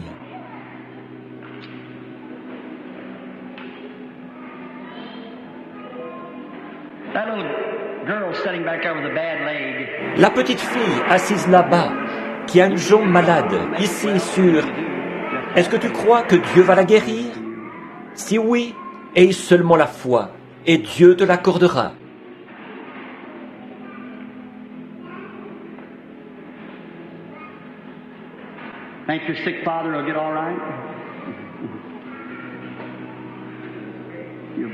Pensez-vous que votre père qui est malade va se rétablir? Si vous croyez, cela vous sera accordé. Et vous, là-bas, qui priez pour votre neveu qui est malade des nerfs, pensez-vous que Dieu va le rétablir? La dame assise là-bas, si vous le croyez, cela vous sera accordé. Allez-vous croire tous? Maintenant, je voudrais... Combien y a-t-il de mes frères ici qui sont prédicateurs de l'Évangile, prédicateurs du plein Évangile, ou quoi qu'il soit, et qui croient à la guérison divine? Levez la main. J'aimerais que vous veniez m'aider à prier pour ces gens, pour que les gens voient qu'il n'y a pas que moi qui peux prier pour les malades. Vous aussi, vous le pouvez. Venez vous placer sur l'estrade avec moi. Voulez-vous faire ça, frère, vous qui êtes ministre? Venez ici et placez-vous sur l'estrade, par ici. C'est bien. Merci, frère. Merci. Allez, venez, frère, venez. Vous dites? Oui, vous pouvez faire ça. Formez 2 rangs ici. Ce sera très bien. C'est bien. Maintenant, tournez-vous de l'autre côté, frère. Tournez-vous de ce côté-ci. Je vais faire passer les gens par ici. Maintenant, que quelques-uns d'entre vous viennent de ce côté-ci, près de moi, juste ici. Placez-vous de ce côté-ci. C'est ça. Maintenant, je m'adresse à l'auditoire. Vous voyez ces braves hommes qui sont ici? Ce sont des hommes qui acceptent de venir se placer ici, prendre position pour ce même évangile que moi, je prêche. Voyez? Ils sont venus ici parce qu'ils y croient. Maintenant, vous devriez être fiers de votre pasteur qui accepte de venir sur cette estrade. Une prédication énergique, dure à entendre. Ce sont des hommes qui ont une révélation, qui savent que ce n'est pas contre l'homme que je suis. C'est que parfois, nous nous faisons piéger par des systèmes qui nous rendent... C'est contre les systèmes que nous sommes, pas contre l'homme, le serviteur de Dieu. Maintenant, si nous opérions le discernement pour tous ceux qui sont ici, d'après vous, combien de temps est-ce que je serai ici? Je m'effondrerai après environ 6, 5 ou 6, 10, un peu plus, peut-être la moitié, le quart de la ligne, et je serai vidé. Les autres, on ne prierait pas pour eux. Nous ne pouvons pas faire ça. Et alors que... Mais vous n'avez pas besoin d'avoir ça. Vous savez quel est votre problème. Vous savez ce que vous avez fait. Maintenant, confessez vos péchés. Si qui que ce soit parmi vous, là, a le moindre doute dans son cœur, débarrassez-vous-en tout de suite et demandez à Dieu de vous pardonner. Si vous n'êtes pas en règle avec Dieu, demandez à Dieu de vous pardonner. Si vous ne le faites pas et que vous n'êtes pas en règle avec Dieu, ça ne vous donnera absolument rien de passer dans la ligne. Vous ne ferez que perdre votre temps. C'est vrai. Bon, est-ce vrai, frère? C'est vrai. Regardez, voici frère Kidd, debout ici. Mes pneus ont failli lâcher quand j'ai filé à toute allure pour me rendre auprès de lui, il y a 1 an ou 2. Il se mourait du cancer. Il allait mourir le jour même. Sa femme m'a dit, elle disait, faites vite. Elle disait, il est en train de mourir maintenant même. Quand je suis arrivé là-bas, le Seigneur l'a guéri. Et le voici, il est encore debout. Je pense qu'il a repris beaucoup de poids et tout. Un vieux vétéran de cette époque-là, vous savez, c'est de ce genre d'homme-là que je parlais, il y a des années, qui prêchait et qui s'en tenait strictement à cette parole, et dont les gens se moquaient. Lui et sa femme, ils marchaient sur la voie ferrée et tout le reste, et là-haut dans les montagnes et dans les mines de charbon, et on les chassait, on les jetait en prison et tout le reste. C'est ça, l'homme qui a combattu pour remporter le prix. C'est ce genre d'homme-là. Maintenant, frère, je vous dirai ceci. Probablement que vous n'aurez pas l'esprit de discernement. Ça, ce n'est pas indispensable. Voyez-vous, ce n'est pas nécessaire. Avant toute chose, vous êtes un homme de la parole. Vous êtes bien meilleur, de bien meilleurs prédicateurs que moi. Parce que moi, je ne suis pas un prédicateur extraordinaire. Mais vous êtes loin. Tout homme qui a été appelé à prêcher l'Évangile a été appelé à guérir les malades. La consigne générale, c'est « Allez par tout le monde et prêchez l'Évangile à toute la création. Celui qui croira et qui sera baptisé sera sauvé. » Voici les signes qui accompagneront ceux qui auront cru. S'ils imposent les mains aux malades, et ainsi de suite, les malades seront guéris. Si vous avez été appelé à être ministre de l'Évangile, vous avez été appelé à prier pour les malades. Et la raison pour laquelle je fais ceci, c'est pour que cet auditoire, afin qu'ils voient qu'ils n'ont pas à attendre quelqu'un de spécial, Oral Roberts, Tommy Hicks, Tommy Osborne, moi-même, que quelqu'un passe par là pour faire un service de guérison. Je veux qu'ils voient que vous êtes des hommes de Dieu. Voyez, vous êtes des hommes, vous avez le droit d'imposer les mains à tous ces gens-là, autant que moi ou que n'importe qui d'autre. Après tout, frères, vous savez tous, comme ministres, que c'est leur propre foi en Dieu qui accomplit l'œuvre. Pas vrai? Tout ce que nous faisons, c'est de prier pour eux. Bon, direz-vous, frère Branham, est-ce que le Saint-Esprit est là avec vous? Certainement, oui, monsieur. Maintenant, vous qui êtes dans la ligne là, si vous croyez de tout votre cœur que Dieu va vous guérir, levez la main pour dire « Je vais l'accepter ». Maintenant, venez, que cette dame vienne par ici. Je ne vous connais pas, je ne vous ai jamais vu. Si le Saint-Esprit m'indique, alors que mes frères sont ici, dans cette présence, comme ceci, ils sont tous debout autour de moi. Et ce n'est pas tout, mes frères sont ici, et mon Seigneur est ici. Il est leur Seigneur à eux aussi. Maintenant, s'il m'indique un problème que vous avez, quel est votre problème? Vous saurez si c'est la vérité ou pas. Je veux que l'auditoire, je veux que les gens qui sont là voient que le Saint-Esprit est ici sur l'estrade pour donner le discernement. Mais ça ne guérit personne. Mais s'il m'indique quelque chose à votre sujet, dont vous savez que j'ignore tout comme c'était arrivé à la femme au puits, ce n'est pas le même cas, mais je veux dire un homme et une femme qui se rencontrent pour la première fois. Jésus, un homme d'âge mûr, et cette femme était probablement une jeune femme, peut-être comme vous. Et s'il veut bien, s'il peut me dire la raison pour laquelle vous êtes ici, quel est votre problème? Croirez-vous que ce serait forcément l'action de son esprit? Est-ce que vous, les frères, vous croirez ça? Que c'est ce même Seigneur Jésus qui est ici? Vous, l'auditoire, croirez-vous la même chose? Vous qui êtes dans la ligne de prière, est-ce que vous croirez la même chose? Et vous saurez que ces hommes, est-ce que je les ferais monter ici si je pensais qu'ils n'étaient pas... Après avoir prêché comme ça, et avoir dit les choses que j'ai dites, ensuite je ferais monter ici des hommes qui ne seraient pas dignes? Je ne ferais pas ça. J'irais à l'encontre même de ce pourquoi je combats. Voyez, je crois en eux. Je crois que ce sont des hommes de Dieu.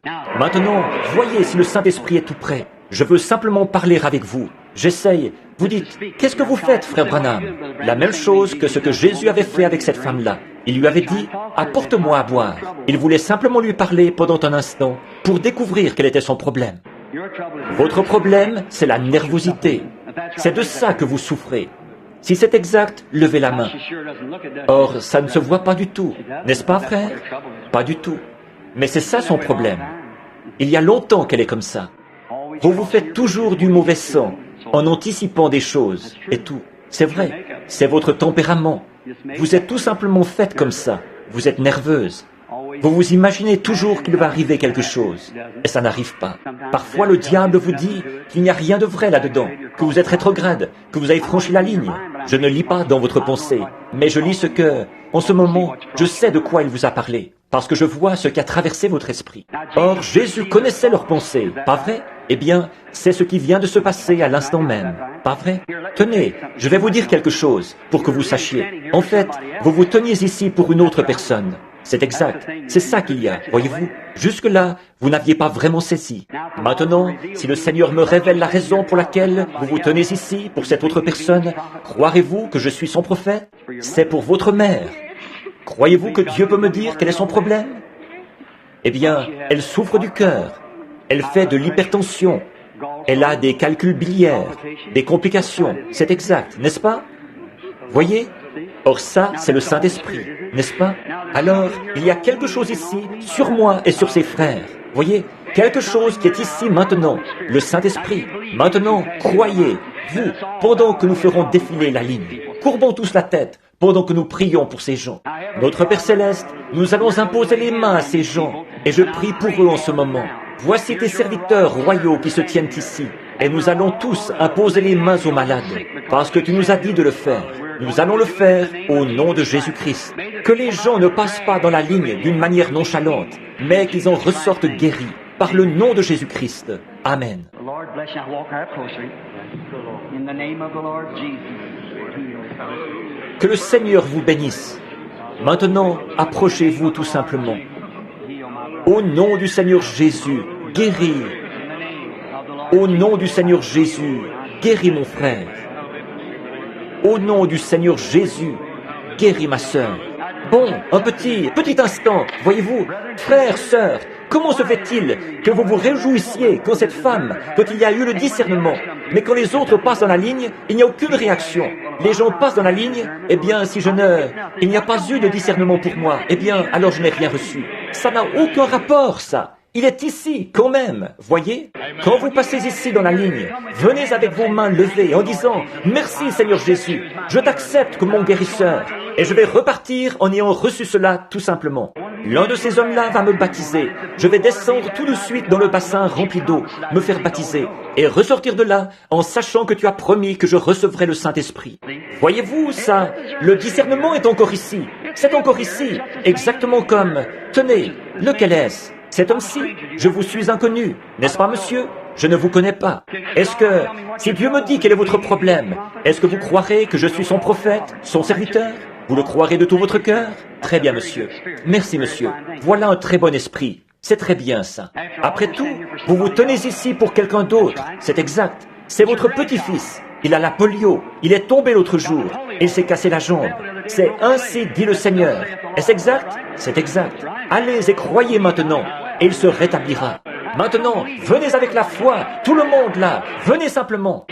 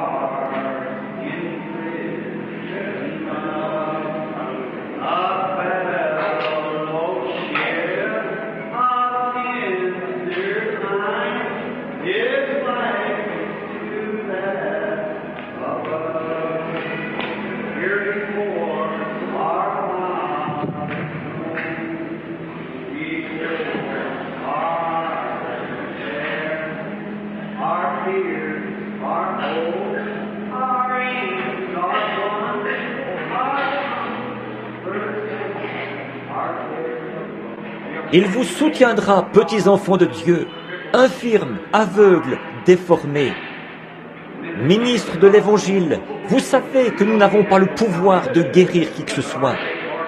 Mais notre grand Seigneur, nous savons qu'il est ici présent et qu'il peut produire les signes et condamner le démon qui vous a liés. Nous condamnons le démon. Nous condamnons cette cécité. Au nom de Jésus-Christ, le Fils de Dieu, nous demandons à Dieu de leur donner la foi pour qu'ils croient que la prière de la foi a sauvé les malades, que Dieu les relèvera et qu'ils retrouveront la santé. Accorde-le, Dieu Tout-Puissant, par le nom de Jésus-Christ.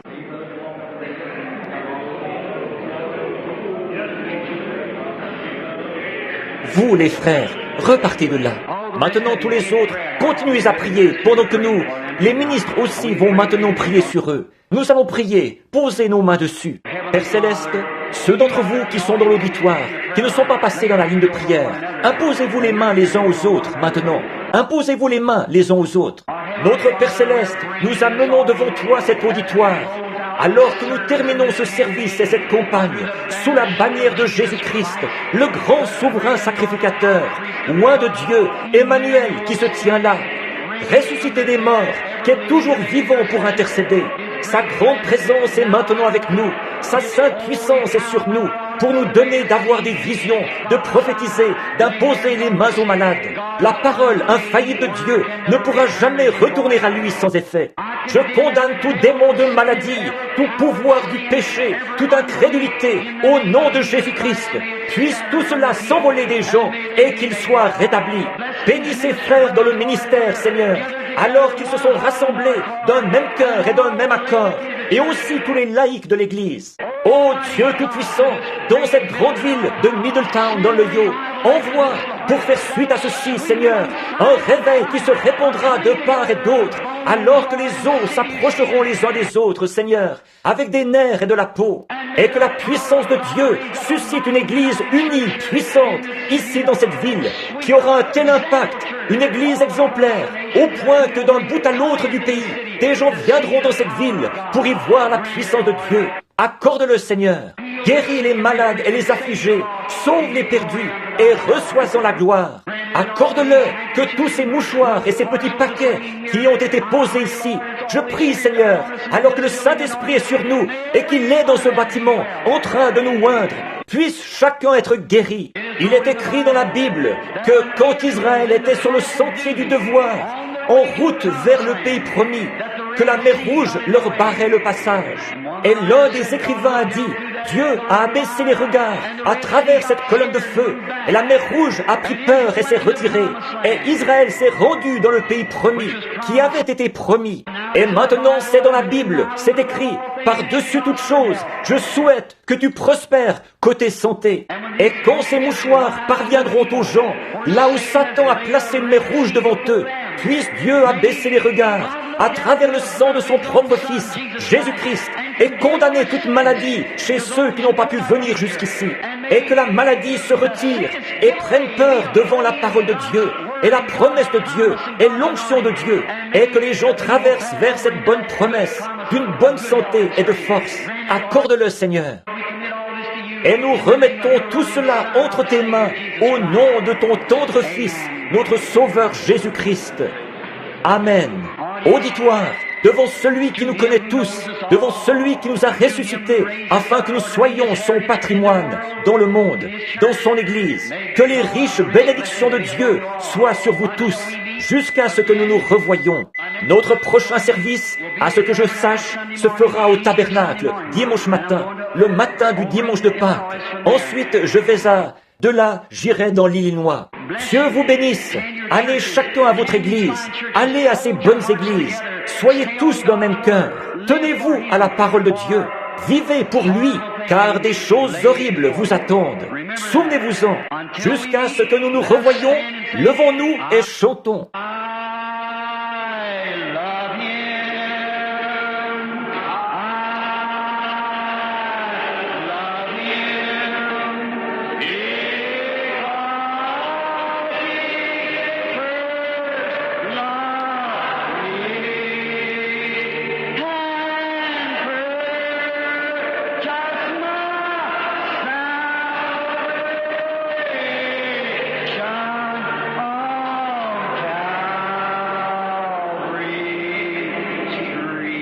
Maintenant, avec respect, serrez la main à quelqu'un, derrière vous, devant vous et à côté de vous. I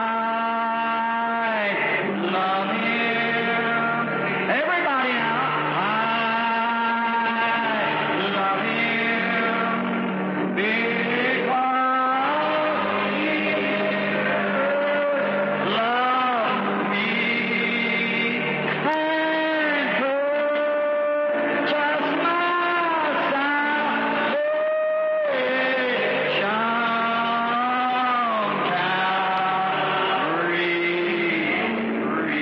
Maintenant, les mains levées vers Dieu, chantez très fort là, que tout le monde fasse retentir sa voix.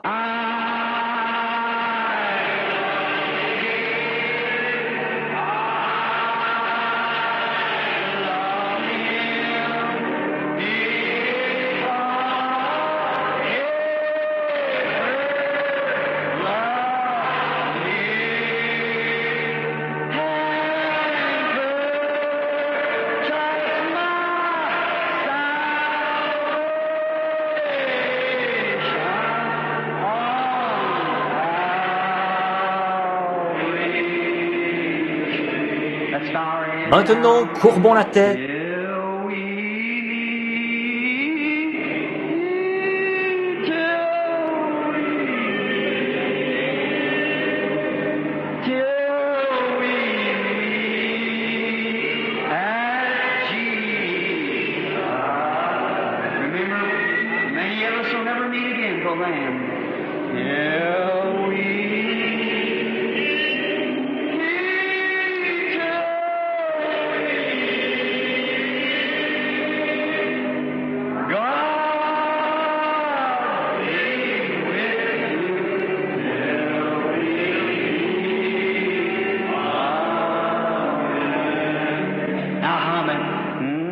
Maintenant, fredonnez-le.